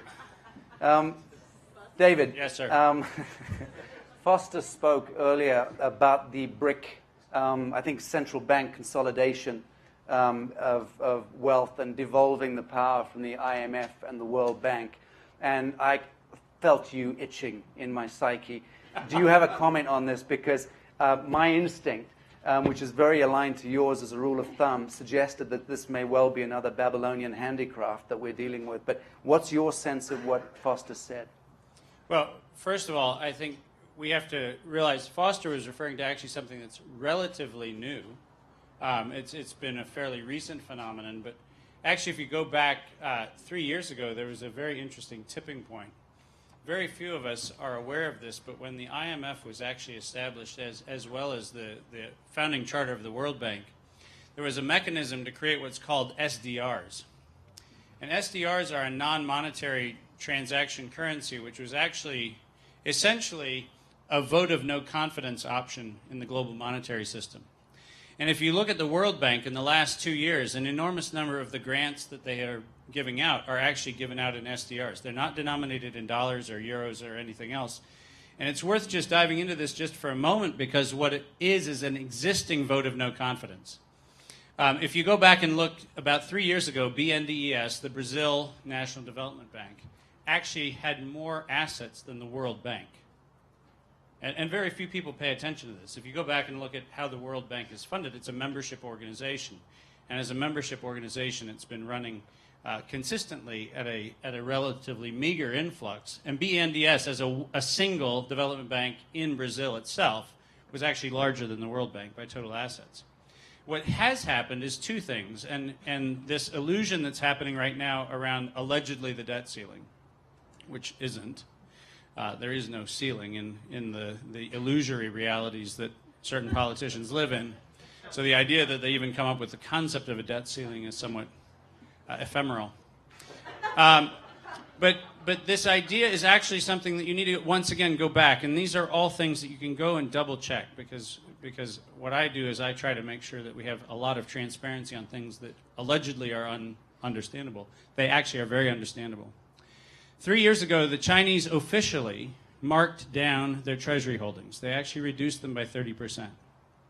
Now, those of you who are not familiar with the way capital markets work, if in fact we still had the full faith and confidence in the dollar or in the treasury, what would have happened if somebody came along and said, we're going to mark down the assets 30%, which means that every dollar is now worth 70 cents. That markdown would have been met with an auction immediately where somebody would have stepped in and said, if you think it's only worth 70 cents, I'll buy it back from you for 80 cents or 90 cents. That's how the markets actually work. But the actual default of the U.S. Treasury happened 3 years ago, when the Chinese government actually officially marked down their reserve holdings, and we did not step in to buy them at par, which is actually what somebody who had faith and confidence in their system would do. When you actually have somebody actually voluntarily mark down those assets and you don't do anything to actually go back and say, we disagree with you, we see these things as having value, you have effectively defaulted. Okay, so the illusion of the default is an illusion. And what is happening right now, to Foster's point, and it's actually a reserve-banked approach, and that is in fact the case. Foster's comments earlier in his presentation are in fact the case. These are reserve-backed notes, but they're reserve-backed against a basket currency. And the basket currency that is being contemplated right now is actually aggregating metals and energy as a combined aggregate basket. There is a debate right now going on, and the debate involves the BRIC countries in their conversation about whether they're going to include water as a redeemable currency. There is a thought piece that was put together in 2006 that is actually officially introduced by the Saudi ambassador to China. And you heard me say that correctly. Saudis introduced a water currency proposition because they've determined that that's actually more important in their future than oil. If the Saudis have already determined that clean, potable water is more important than oil, then when we think about this basket currency, we need to be aware that what it's going to do is it's actually going to indenture in a sovereign-backed currency energy, clean water, and potentially metals. And so when you put all of that together, it's important to realize that Foster's comment, which is this kind of emerging awareness that the BRIC initiative is to form this counter to the Bretton Woods Accord, which is where the US dollar-denominated hegemony has come from, which, by the way, only exists as long as OPEC exists. The minute OPEC ceases to exist, Bretton Woods hegemony goes away. And as a result, what's happened is the Chinese recognizing that their treasury is now marked to market much lower than it was before. They had already marked it down 30%. Now they're probably estimating it down at about 50%. So they've already devalued the currency base. And internally, if you look at the transition of the Chinese government, the State Council's last transition, the 11th, 5th five-year leadership program, their most recent transition actually involved a reset, which involved the inversion of production, so that the Chinese are now producing for internal consumption rather than for the export markets. And that internal inversion is a very important point, because to support a new reserve bank, you actually have to have a faith and confidence in an internal currency. And so Foster's comments are spot on. The currency is, in fact, a materials-backed currency. The wild card right now, which is still unresolved, and there are a couple wild cards in this, which is good, but the couple of wild cards are whether potable water is going to be part of the sovereign reserve back. But at least it will be metals and it will be energy, and it is, in fact, in process. Good, thank you. Hold the mic, because there's thank you. That's a classic Dave Martin answer. Thorough. Foster, are you happy with that? Okay. The other question, the last one, Dave, for you was, I've had a number of people connect with me over the last few days, knowing one of my passions is outing the business of birth bonds. And is this something you're able to speak on? I mean, a number of people know nowadays that we are bonded at birth. We are registered, offered up to Rex or the King or the Sovereign, all that nonsense. We are flipped into a birth bond and then traded on the stock market for great sums of money, in point of fact. It's never disclosed to us. But where the Babylonian mysterium nonsense comes in is when we are registered, we are in fact codified as being dead souls. And we're then cast adrift on an ocean of doubt and misgiving under admiralty law, the law of commerce, maritime law, and the rest is, as they say, history. And our history, of course, is peppered with one thing alone, and that's enslavement. Is there a way, do you understand as an economist and somebody working in this rarefied echelon of money, are you aware of a modality, a mechanism, a way in which human beings can begin to claim back their birth bonds and hold to account those entities who have been responsible for this enslavement? Two questions, and I'm going to just respectfully reiterate my comments from yesterday. The reason why I'm dogmatic about not promoting the terminology of funding and money is not merely an ephemeral objection. It is, in fact, this objection. We actually support our own enslavement by actually using the utility of our own enslavement. And the minute we actually stop using that utility of our own enslavement, we actually begin a process of disentangling ourselves from the system. So the answer is, if you're actually still in love with this idea of a debt-based currency that is actually allegedly your succor in life, the answer to your question is you're screwed. You are dead floating on a sea of nothingness. One of the things that's actually quite critical is for us to take very seriously the idea that, you know, the ancient wisdom of word becoming flesh is not just a metaphor. Once we actually start using a different language, and this is the conversation we had a little bit last night, once we actually start using a different language, and we actually expect that in our exchange of value, we are not using a surrogacy that is sanctioned by the state. The value that we exchange is actually not feeding into the yield of those investments. And the minute we step away from that, which is the reason, by the way, why you're encouraging more and more people, if you look at U.S. television lately, you'll notice that life insurers are actually trying to get you to buy more life insurance. Every TV advertisement that you see has a life insurance company trying to sell you more life insurance. Why? If you actually look at it, the system that they built has failed. In the last 18 months, insurance companies have actually realized that they have built actuarial tables betting on your death prematurely. And you are outliving your insured life. There are now policies, and this is serious, I mean, go and look, and you can now buy the insurance for outliving your life insurance. And it's actually a real thing. It's a real product that's being sold. The great thing is you can choose not to buy it. Okay? You actually can choose not to fall for this. You can actually choose not to be part of your own indenture. You can equally choose, and Foster made, I think, a really brilliant point. Between here and the whatever the next is, there's still going to be things like taxation. There's still going to be things like the way the machine actually goes through transformation. That's going to still happen. But you, as an individual, can begin the process of disentangling, and by disentangling, you can actually start reducing your return on investment. By doing that, you literally are taking the energy out of the system of your enslavement. And so the trick is actually to get into things like promissories or commitments or covenants between people. These contractual rules, which actually go back to Roman law and predate Roman law, they go back into very ancient codices. If you go back and look, contract law, which is an agreement between two parties, is actually sacred between those parties.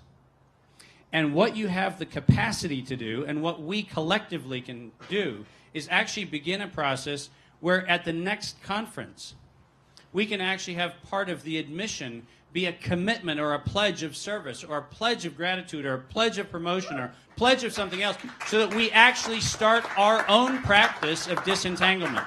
And that's the trick.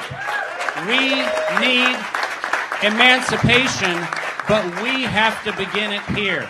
And the best way to actually decouple this is actually to step into a world in which we understand that when we become a negative return on investment, investors will stop buying what we were willing to sell. We, the people, have the capacity to do that. And we as a community have the capacity to do that. The best way to actually become a rotten investment is stop being an effective yield generator in that investment. Dr. David Martin, thank you.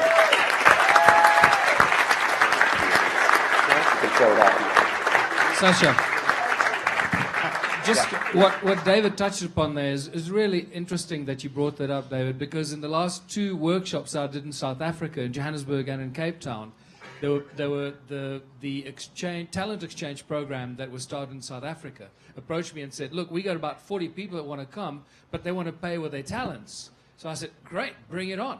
So now, because I opened myself to that, I've got all these things that talents that I can tap into, and people that have offered to do all kinds of incredible things to me that I haven't even begun to tap into. So thank you for bringing that up.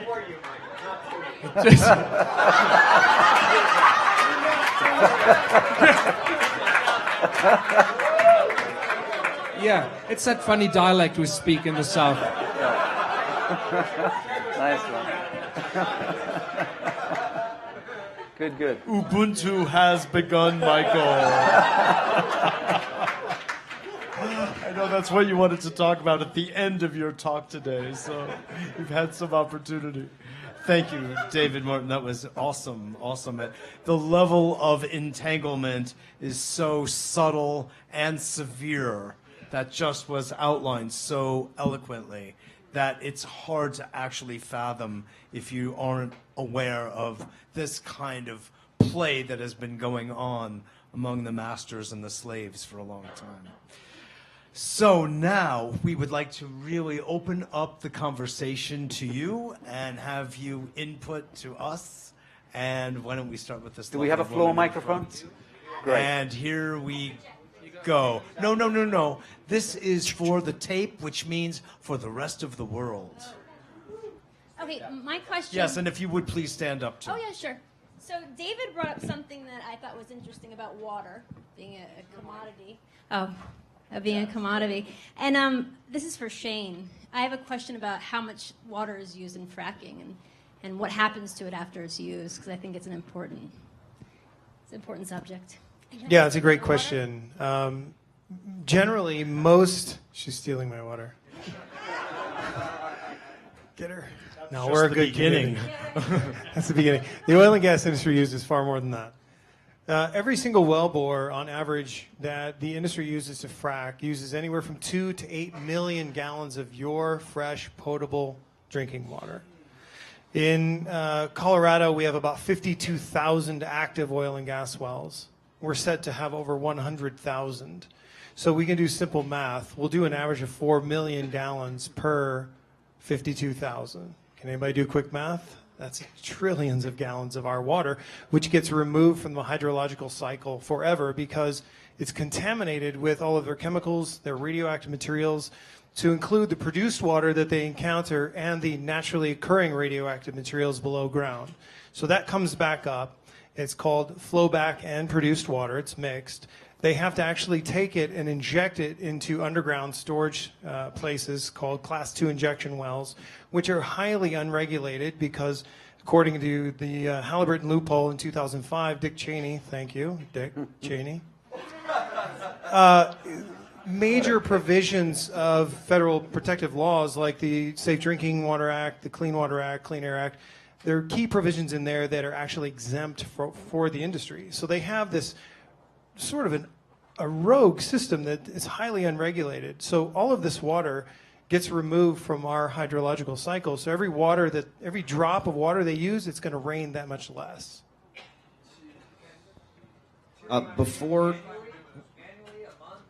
Pardon?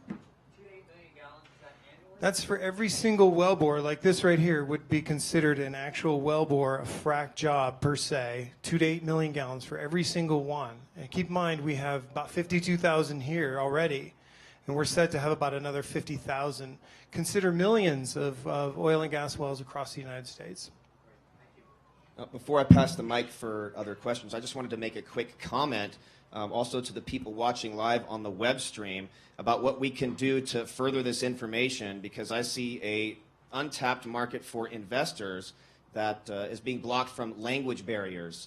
So if people could pick their favorite breakthrough energy videos, their favorite conferences, and translate them, do a voiceover in your language over the existing video and try to break the language barriers so that everybody in other countries can see the material that these people have already Could you done. just say that in Urdu, please, and in Mandarin? 你好吗? So, next question. Very nice. Nice idea. Just a quick comment. Hello, is this live? No. You can. Hello? Oh, okay. It takes a few mics around here. Okay, just a quick comment, Sean, that you arrived tonight, but over the last couple of days, it's been made abundantly clear by many of our speakers and participants who are aware of ways of deactivating radioactive wastewater and contaminated water. So it's not an excuse for allowing fracking, but it does at least say that water won't be lost to the hydrologic cycle. Okay? That's great. And we can, next time you'll come earlier in the conference and you'll learn more. Absolutely. Okay, great. It's another industry. The oil and gas industry is going to dominate, which is water for clarification. Yes. We've been approached numerous times. They have all these systems. For organizing, this is great. Good point. Something for us to be wary of yet more, right? Exactly. Any questions from the audience? Yes. We've got this gentleman here in the front. Oh, you've got the mic there. Start, please. Go ahead. This is directed towards Sean. Thank you very much for your efforts. Which Sean? Sean here. Shane? Shane. It's actually Shane. Yeah. Shane. Shane. So it's Irish. We're good. Thank you very much for your efforts with fracking, letting everyone know what it is, defining it for everyone. I just want to let everyone know that the Pacific Northwest has been targeted for coal train exports. Can you speak closer? I'm so sorry. The Pacific Northwest has been targeted for coal train exports to China. There's 6 proposed terminals that'll probably send millions of tons of lignite coal from Wyoming to China over the next they have enough probably for the next 25 years. And of course China will burn it and it'll drift over here. But I have some good news of late. I've been volunteering for about 2 years protesting the coal train terminals. And the good news also for Dr. Martin, for what he said, coal train exports have become a bad investment. And Goldman Sachs actually has said this, and I think it's because of our efforts of thousands of people. I mean, we had 3,000 people at one of the hearings in Seattle show up. Overwhelming. They only had seats for like 1,000 people at the Washington State Convention Center. It's just overwhelming the public outcry on this. And so Goldman Sachs has recently come out and said it's a bad investment. The investors are pulling out as we speak. And 3 of those terminals, one of them was in Oregon, Longview, all up the coast, Bellingham. Bellingham's so beautiful. They started building the terminal without even public input, right on public land, on Lummi tribal land, and people saw it and said no, and they backed off. All of a sudden, the hearing started. This has been going on for like 3 years, and the main decision is going to be made next year, 2014. But basically, 3 of the terminals they're totally off the list now. Have you set up a Thrive hub in your community to address this? No. I'm quite serious because that's the most efficacious way in our estimation. You're absolutely right. Okay. So thank you very much for your efforts and it's been trying, but we're succeeding. The spirit is about succeeding. Tell them how you got rid of the spray in just a month, 6 months? But yeah, if you want to link up with the Thrive Network, you don't need to be officially affiliated with Thrive. You don't need to call it Thrive or whatever. You can just register your organization on our Solutions Hub. There's right on the homepage. It makes it very clear how to do that. And then, basically, in this case, you guys are so effective that you can teach other people how to do that. What Greg is referring to is that when George Bush Jr. expropriated $1 billion from Homeland Security to spray 11 million Northern California for up to 10 years with toxic sprays, endocrine disruptors, carcinogens, mutagens, and so forth. We used this solutions model, this sector model, getting together and in town hall meetings, and then having sign-up tables where the lawyers would sign up, and the scientists, and the doctors, and the media people, and the artists, and the conflict resolution specialists. And then we had a toroidal communication system where each group would select someone to represent them. People would meet on Tuesday or Wednesday night, and then a representative would go on Sunday night to meet with a central committee to report on what was going on in the other sectors, and then to take the brainstorming that went on there back to their group. And it created this torus of communication that went with the vector equilibrium of the structure of actually covering every sector. So for some groups, that approach is very effective. For others, it's not the right one, but we would welcome you to the Solutions Hub if that would work for you, and congratulations on what you've done. That's huge. How fast you did it. Oh yeah, we were able to stop the whole thing in 6 months with about $40,000.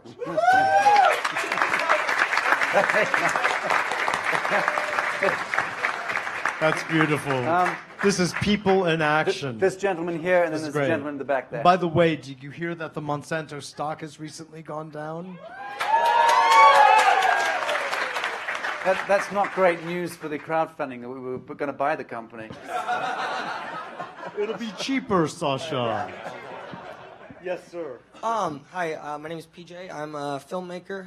So my question is to Foster, Campbell, and Sean Stone. I am Which? Both of you guys. At the same time? Well, we don't do by location here. Either one. Okay. I'm in the final stage of post-production on a film, Polarity, on suppressed energy technology. And as a filmmaker, I feel like, and in the new media in general, we run into some of the similar issues to the energy people, in that if you want to talk about a subject that is very controversial, just like if you want to come out with a very controversial technology, you can't really go to the standard sources of revenue, nor can you go to the standard sources for distribution, because they have interests that are not in common with you. So I was wondering if you guys have any suggestions, not just for me, but for new media people in general, on how to get around that, how to succeed in this new market.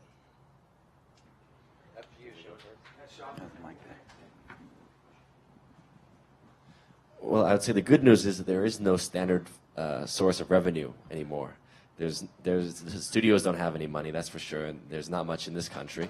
So, the point is that you've seen an explosion in independent cinema over the last 12, 13 years especially, and there's a reason for it, because there's a lot of money floating around within private investors' hands, for better or for worse. Films are being made cheaper, and that allows for products to get made. If you can find a few $100,000, depending on the size of the project, it can be done more easily than it was before, let's say.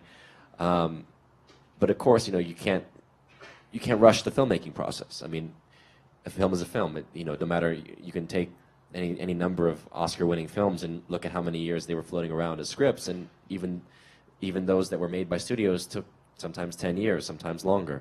So, in terms of making your film, I would simply say, try to, it's a process. Try to find interested private investors. Piece it together. It is not like TV. If you make a movie, you can get it out through different means. It doesn't mean you have to go theatrical. It doesn't mean you have to go through the studio distributors.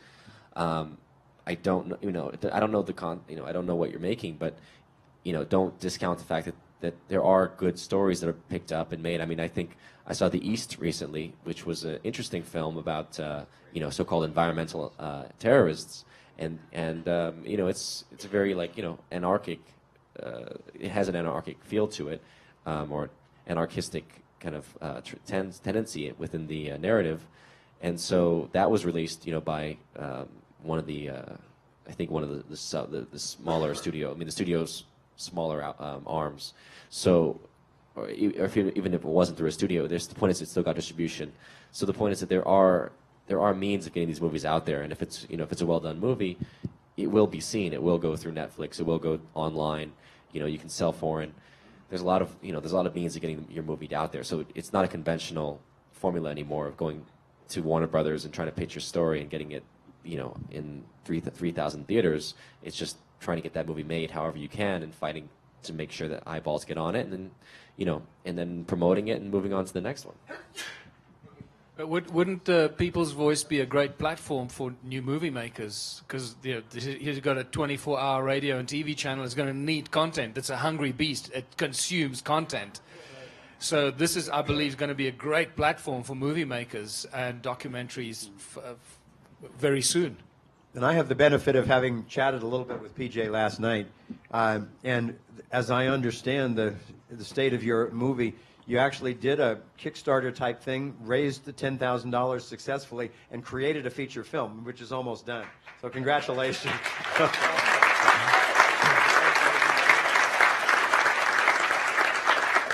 So obviously the film needs to carry itself, and I haven't had a chance to see the trailer or the film yet, and I'm looking forward to it. But if it's good enough that it's really connecting with people, then do every interview you can, because that's inexpensive marketing, and you can't market. Individuals just can't market movies the old way. It's outrageously expensive, but you also don't need to, and that's probably not your market anyway. So this type of network, if you've got a great product, will spread the word very fast. And there are people like Mitchell and Regina and Duncan Campbell here and so forth. We've got fabulous media people in this room. So just show your product and people will respond and take it. Use the same kind of creativity and initiative you did to get it done to market it. And just keep going, because that's, no matter how good it is, unless you persevere, people aren't going to see it.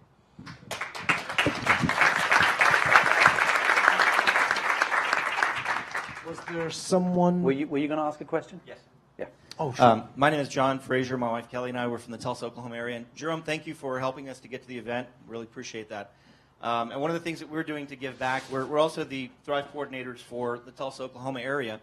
And it's not necessarily a question, but I just want to say, if you're like me and us, and you're here wondering, how you can help, how you can get the word out, how you can make a difference, because, just being an individual, sometimes you think you really can't make an impact. We started getting some connections from the Thrive website, but then the interactivity, we created a Facebook page, and now that Facebook page is up to 60 people, and for $5, $6, whatever it is, you can pay to promote on Facebook, and we're reaching anywhere from 1,000 to 3,000 people from their extended network. When I find videos on water-fueled cars or any of the new technology things that I find, we post it on that site, and most of these people have never even heard of that technology. So now we're extending to people that have a like mind to their closer friends that have maybe not a like mind, but they're learning about this. So you can do that. You can do that for free, whether you do it through Thrive or you do it through your own Facebook site or something. Create your own fan page to do that. And sometimes it feels like you're not making any effort, but you are, because we all have to individually. What do we have, about 200, 300 people in here? If we all reach 3,000 people, that's a lot of people. Okay, so anyway, that's my 2 cents to feedback. Thank you. There's a value to a virus these days in a way that maybe didn't exist in the past, and that's when things go viral. So your point is very well made. Yes. Sir, do you have a question that you wanted? Yes, I have a microphone here. Oh, yes, please. Yes. My question is going to be directed to Michael Tellinger or Mr. Gamble. But before I say that, I just wanted to take a few moments, and Flores, you can keep me on point with just 2 minutes, okay? You've done such a great job of keeping people on there.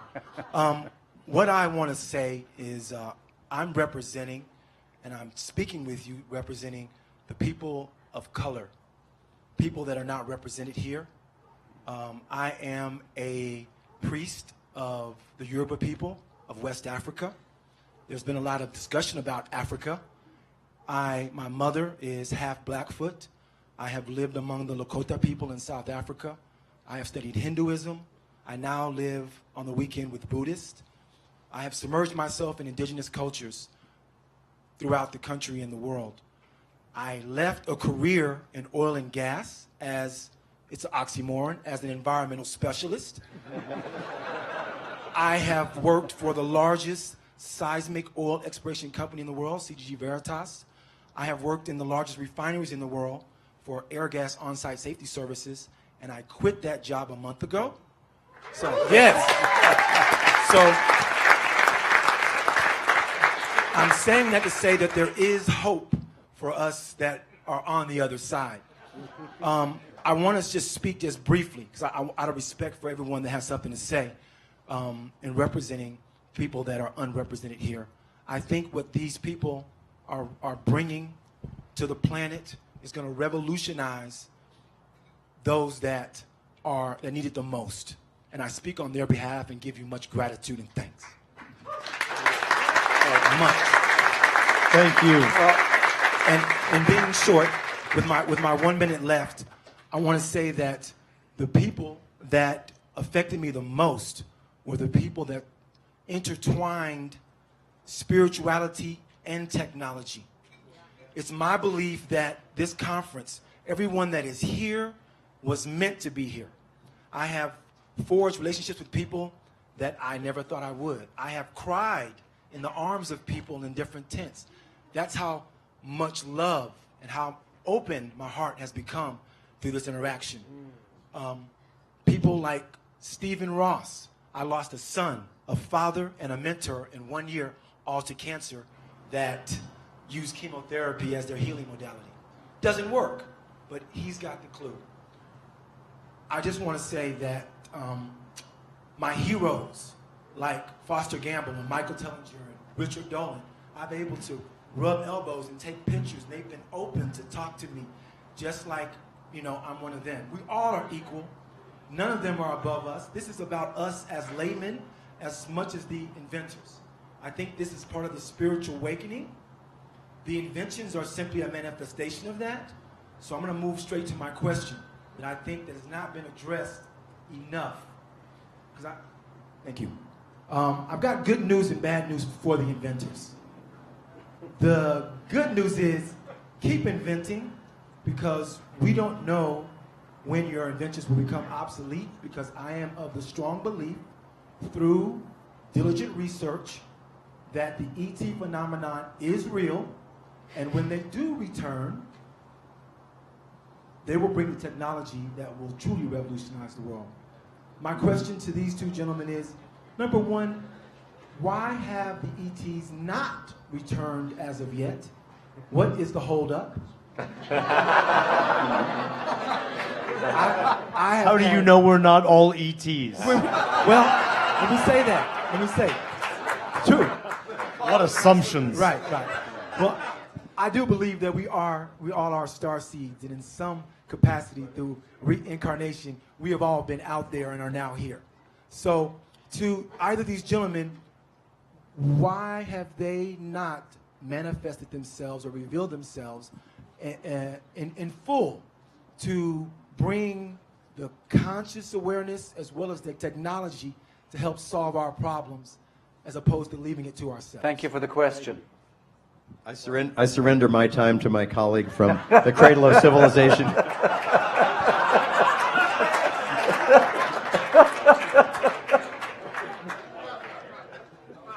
Take your time. Take your time, Mike. He's going to pretend the microphone's not working. Just hand him one of these. Hello? Oh.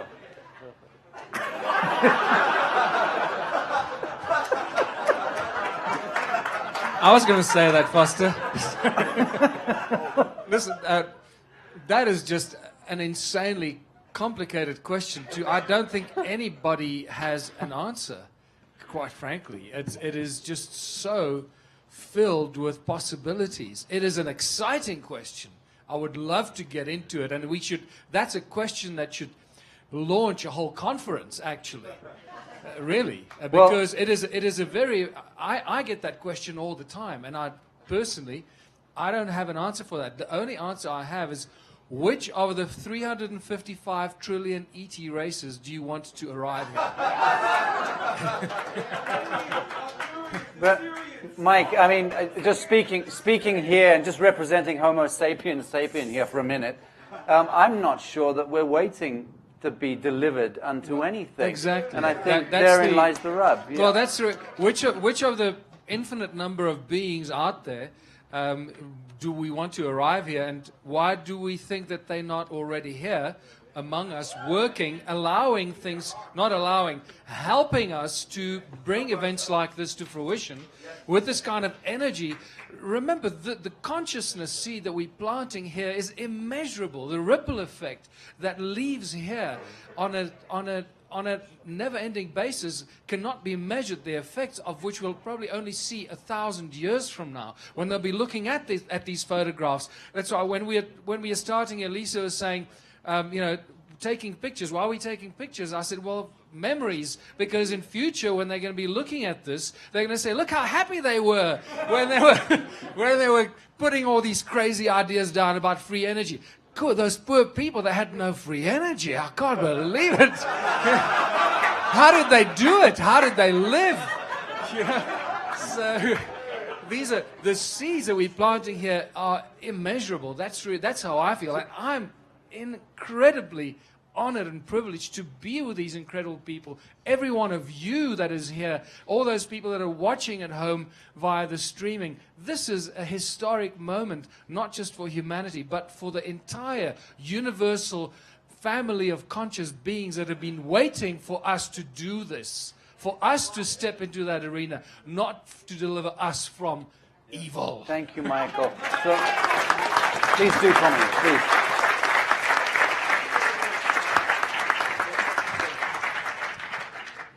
I just wanted to add one more thing in that I believe that we are experiencing a multidimensional consciousness, and there's a great example of that here.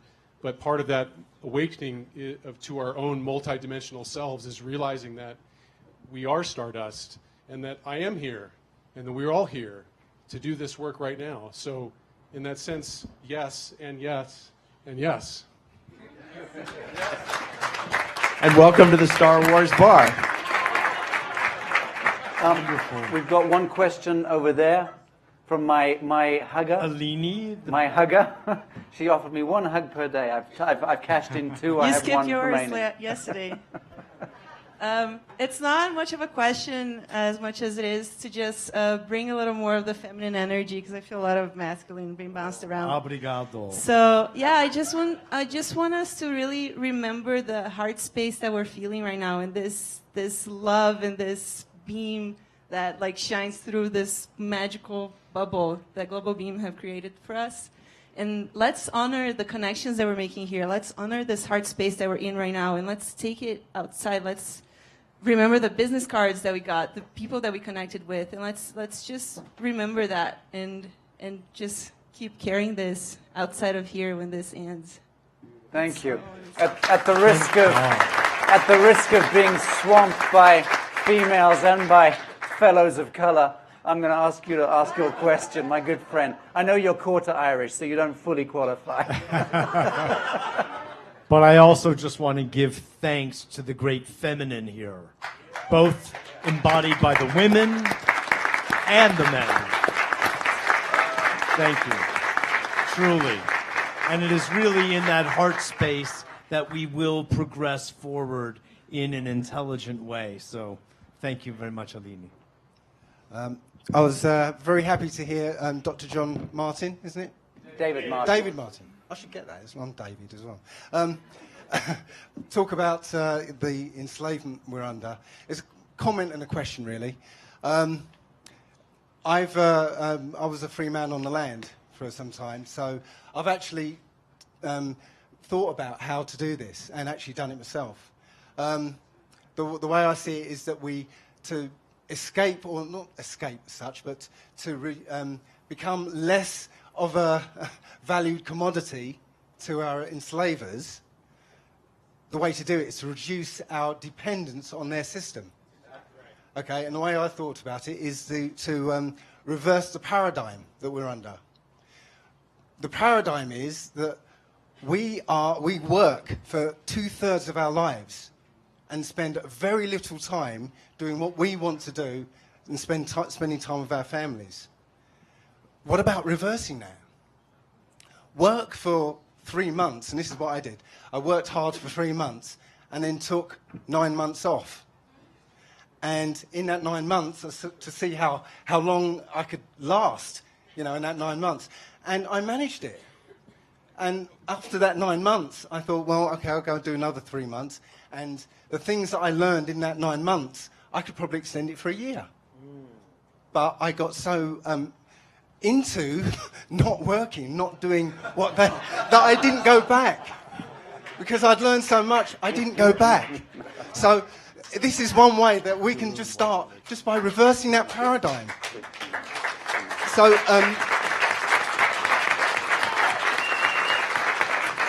So the question I had to you is, do you have any ideas for us to become less worthy? Dave, sorry to do this. Keep it to 60 seconds. I'll do it in 30 seconds. Good.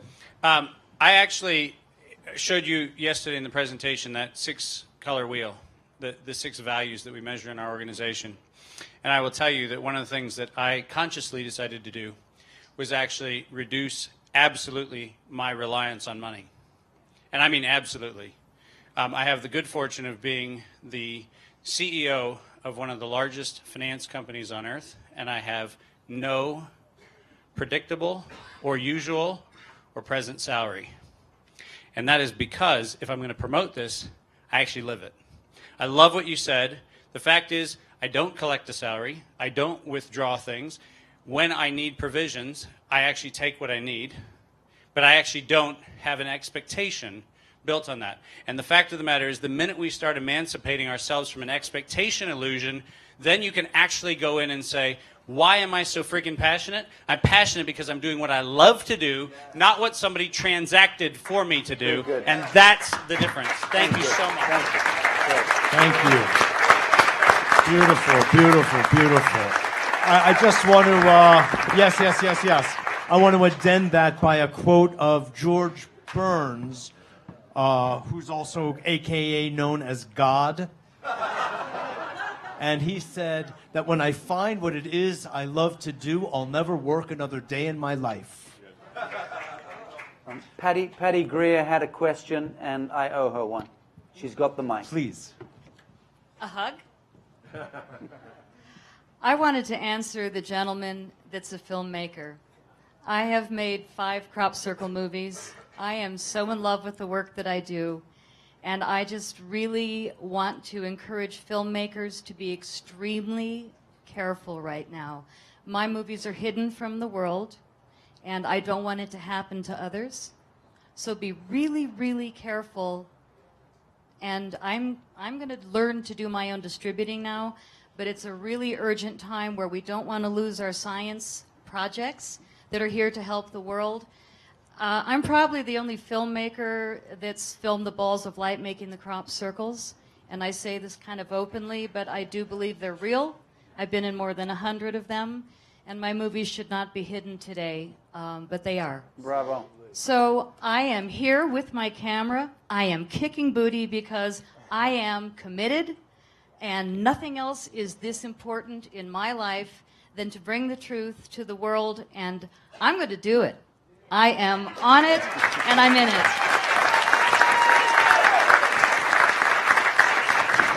Thank you.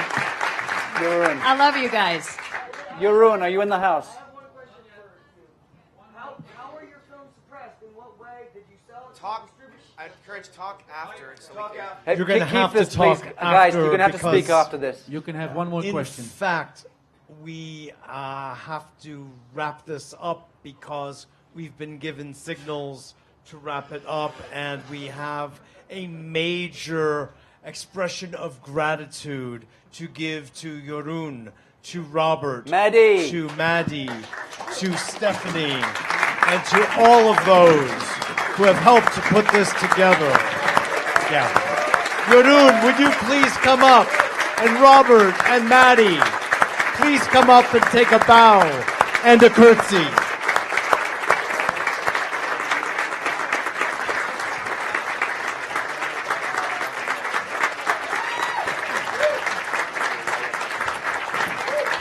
Beautiful. Please come up. Be seen. Be seen. Fernando. Beautiful. And let's also say this is a moment just to sneak this in that anyone who would like to can go to the GlobalBEM website and make a donation of whatever sort, doesn't matter, but to help to support this movement. Maddie, where are you? Okay. Is this? Yeah, this is working.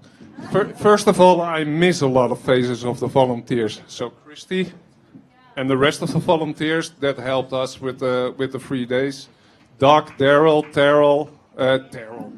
Terry. Terry. And there's a lot more. Mike. Angela, where are you? Sean. Randy Mawkins, Michael Chichi. And I don't have to call your name. You know if you helped or not. So, yeah. I also want to have another person here on stage, John Coleho. Can you join us?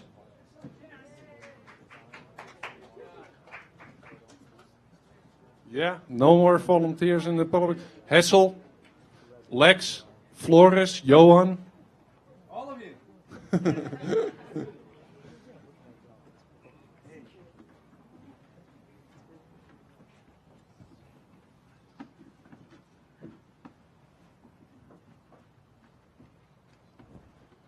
Most of the time, the Dutch are always the first, but.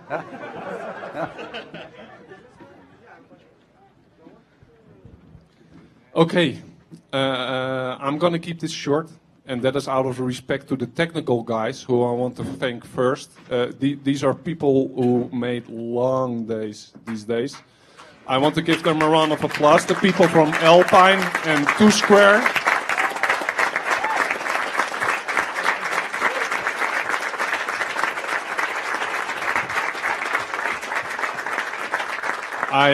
I also want to thank the people from all events. These tents, I think you heard a horror story that we had 2 days ago, that we really, literally had to save the conference with our own hands, keeping this tent with over 10 people really holding the structure together.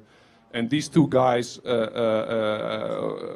worked their butt off. I also want to thank the security guard that had duty that evening, because without him it was also a total disaster. Okay, here goes the list, and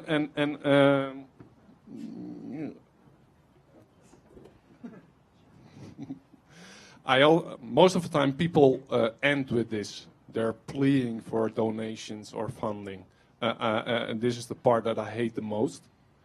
So I'm going to begin with it. And that's for free to everybody to decide if they're going to make a donation to us. It will help a lot.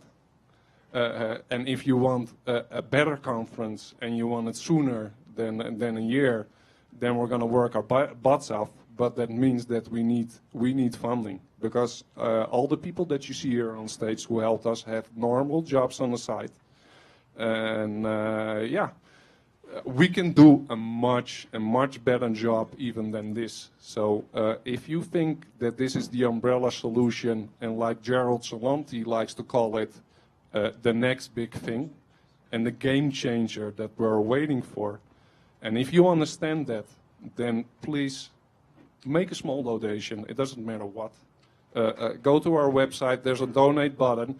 I got the strangest email today. Somebody wrote to me, the word donation is in another language and I don't understand it. So can you please explain me where to make a donation?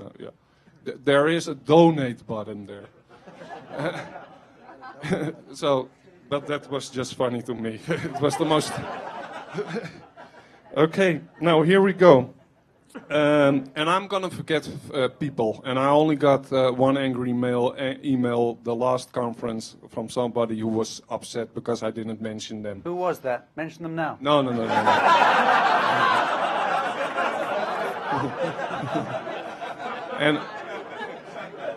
And I'm also not gonna say anything about the University of Colorado.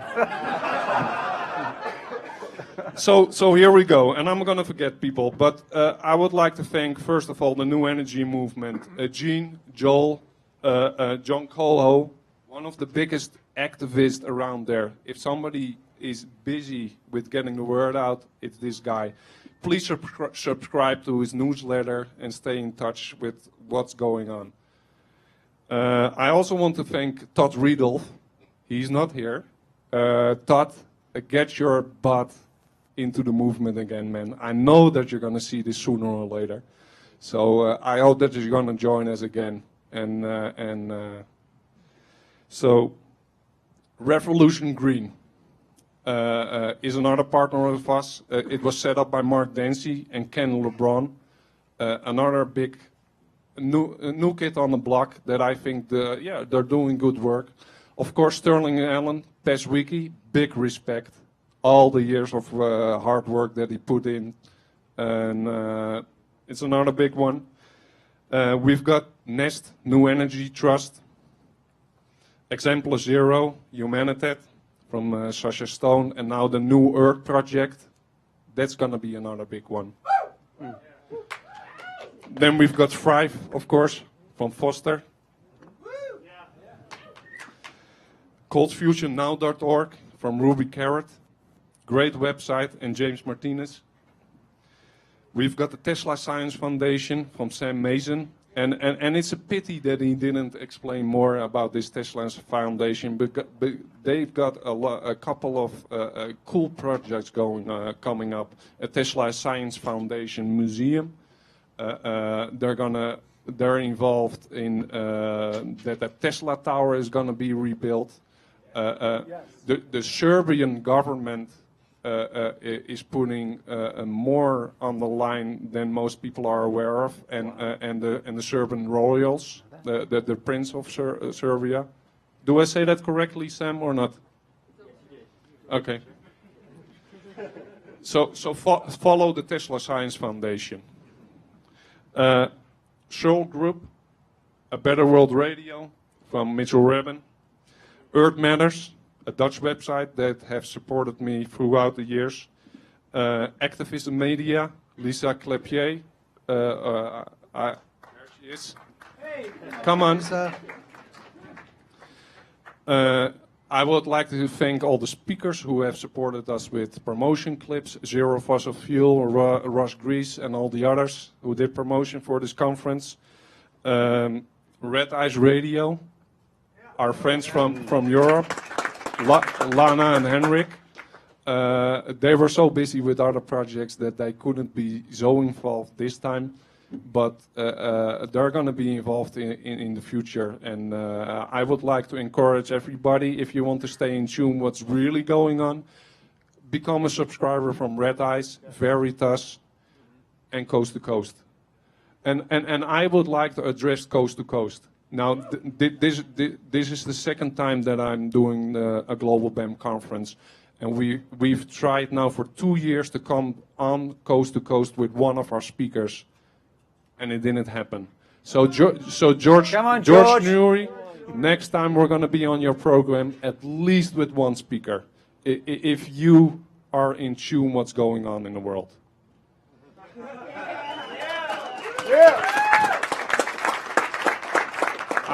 I would like to thank all the Indiegogo supporters that we had who paid for the flights of all these speakers. That was a big help.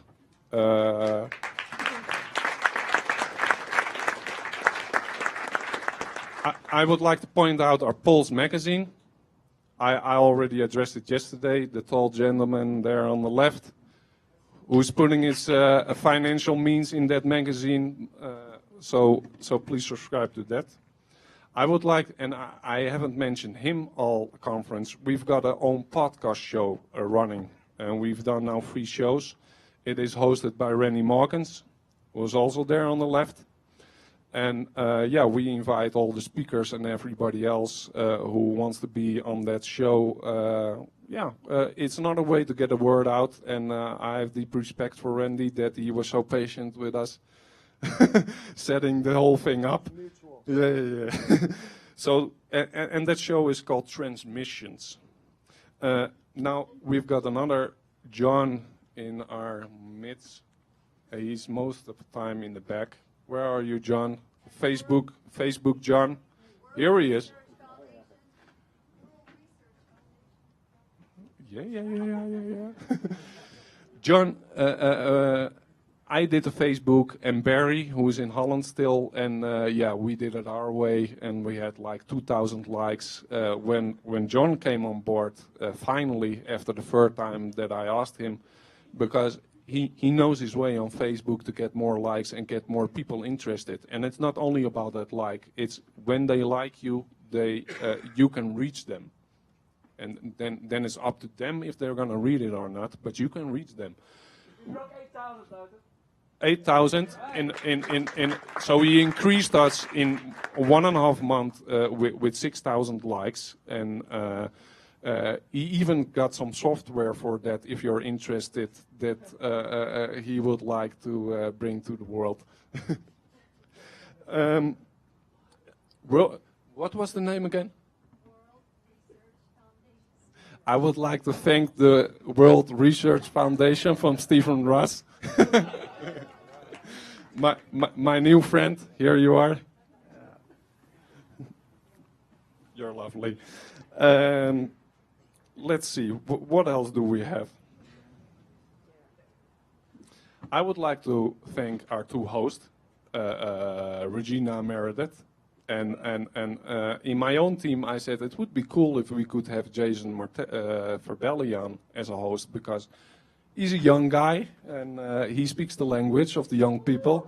And then Regina, I had a conversation a week later with Regina, and I said, yeah, I'm still thinking about a second host. And then she said, you should take Jason Verbelli. So I said, okay, that is agreed.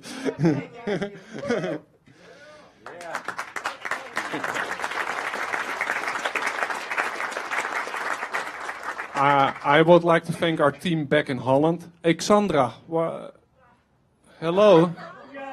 Come on. We still have some people back in Holland who are doing good work for us. They just didn't have the financial means to come here. We are here with, my guess is like 10 people from Holland who are in our team and supported us. So. What else? Of course, I want to thank all the volunteers that were involved. And we had like 15 or something of them. Great work.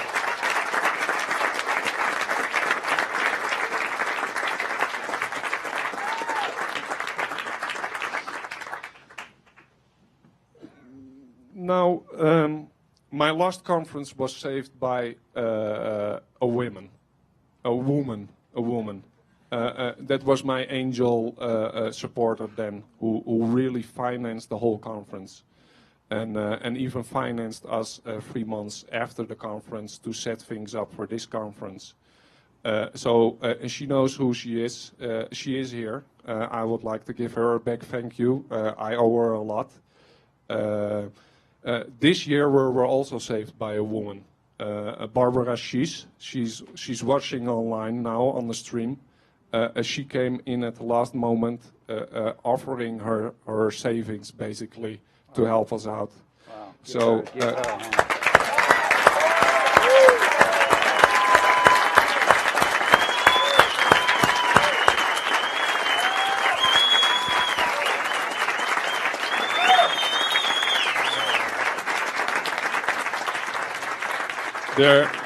There is one more woman, of course, to mention, because she supported me throughout my life.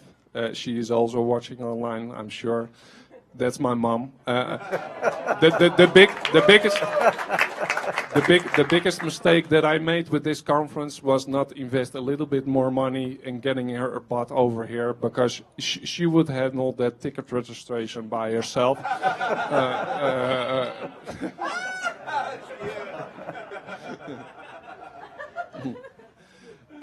And of course, the last woman that I really gonna finish with before we go into a little different thing is my girlfriend and wife since 2.5 weeks.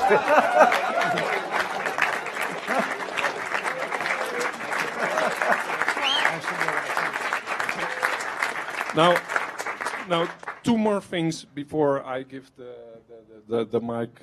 Just one more woman, Crystal, who headed up. Yes, that's who we wanted to add. Oh, Crystal, Amanda, Martina Hoffman, all the visionary artists, including the presence of Robert Venosa, Andrew Jones that you see in the walls back there. They've given us a vision of what humanity can be, what we can look like when we're interdimensional. Right. Yeah.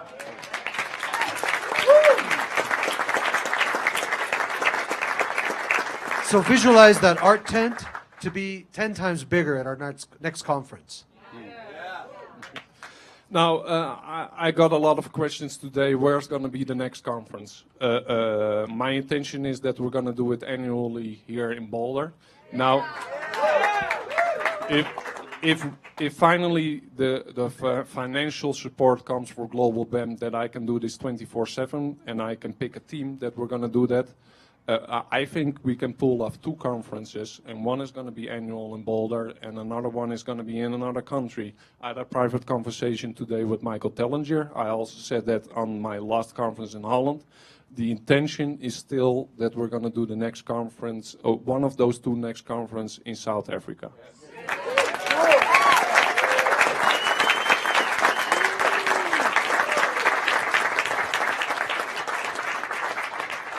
Now, I still got one group of people to thank, and let's see if they're already here. Derek, are you here with your team? Derek Come on up. Zulek. Come on up. The owner, proprietor of Days Hotel.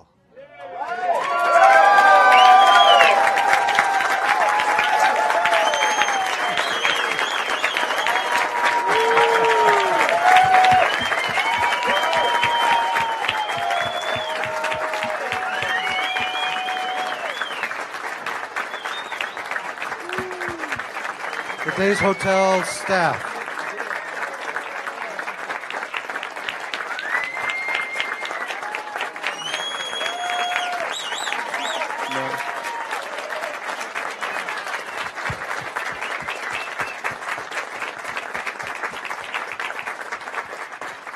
Now he is the living proof that consciousness is on our side, because the university, it went wrong there. Stephanie and Fernando were searching for locations for almost a week. And then Derek popped the question, why don't we do it here in my hotel? We put some tents up on our parking lot. I'm going to offer my hotel on a discount rate and everything. We will worry about the finances later. Just do it. And awesome.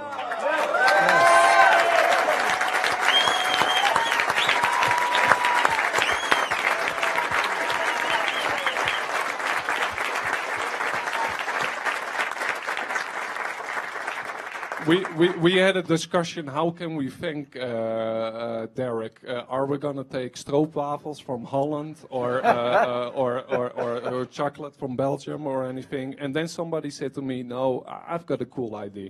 And I would like to ask Daniel and Erica to come forward. Is Erica also in the house? Here she comes.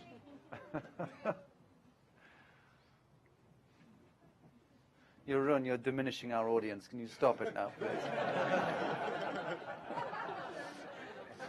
And I'm gonna give the word to Daniel, because I think this is a really cool present that symbolizes it all, and to let you remember where you did it for, and that's one of Daniel's This is a small goals. token of our affection for having us with warm embrace here in your facility. Thank you so much.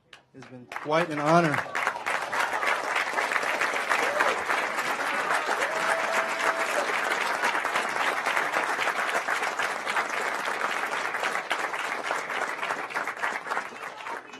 Now I want to close up with 2 things. That is a poem, and there was another. Morgan, where's your boyfriend? Right here. Come on up. Come on up. We're gonna end this conference in an artistic way. I would like to end it with a poem from this gentleman, and you came up to me that you also wanted to do something small for us, so give it a shot.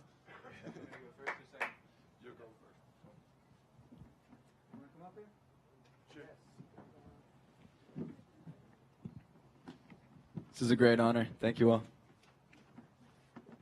Speaking to Genesis, the light that'll shine through these beacon sentences.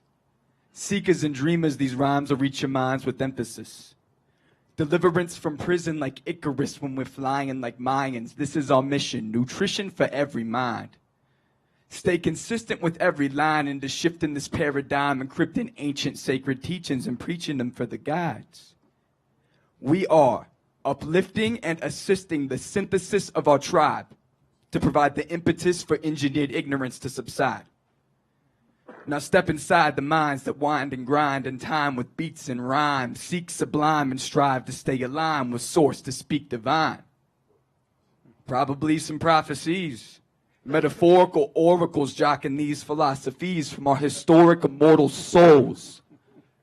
Star-seated through some portal holes to balance this equation. Transcend our fears and dare to awaken our generation. Despite all the limitations and foolish sick desecrations, together we will end these illusions of separation. Bravo. Thank you.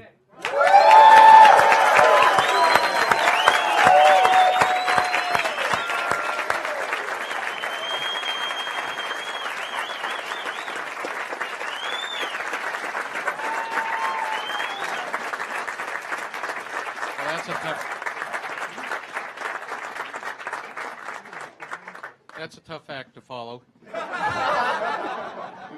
My name's Don Daniels. My business card says pilot, mystic, philosopher, poet, and ambassador to the universe.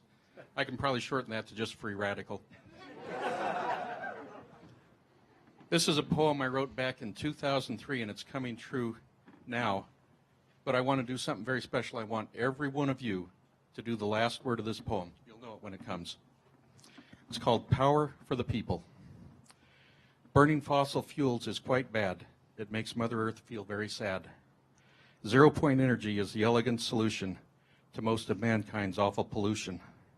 Clean distributed energy can help repair much of humankind's current despair.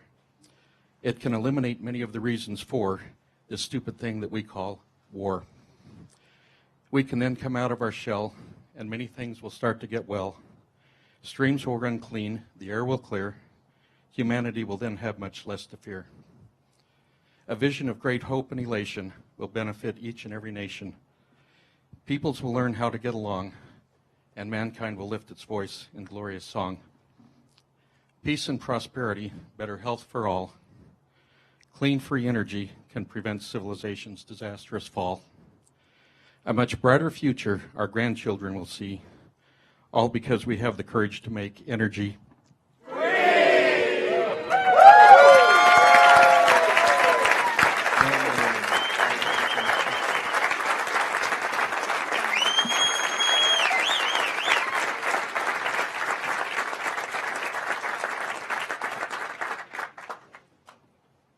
I'm not going to forget you, but we're going to do that in a different way.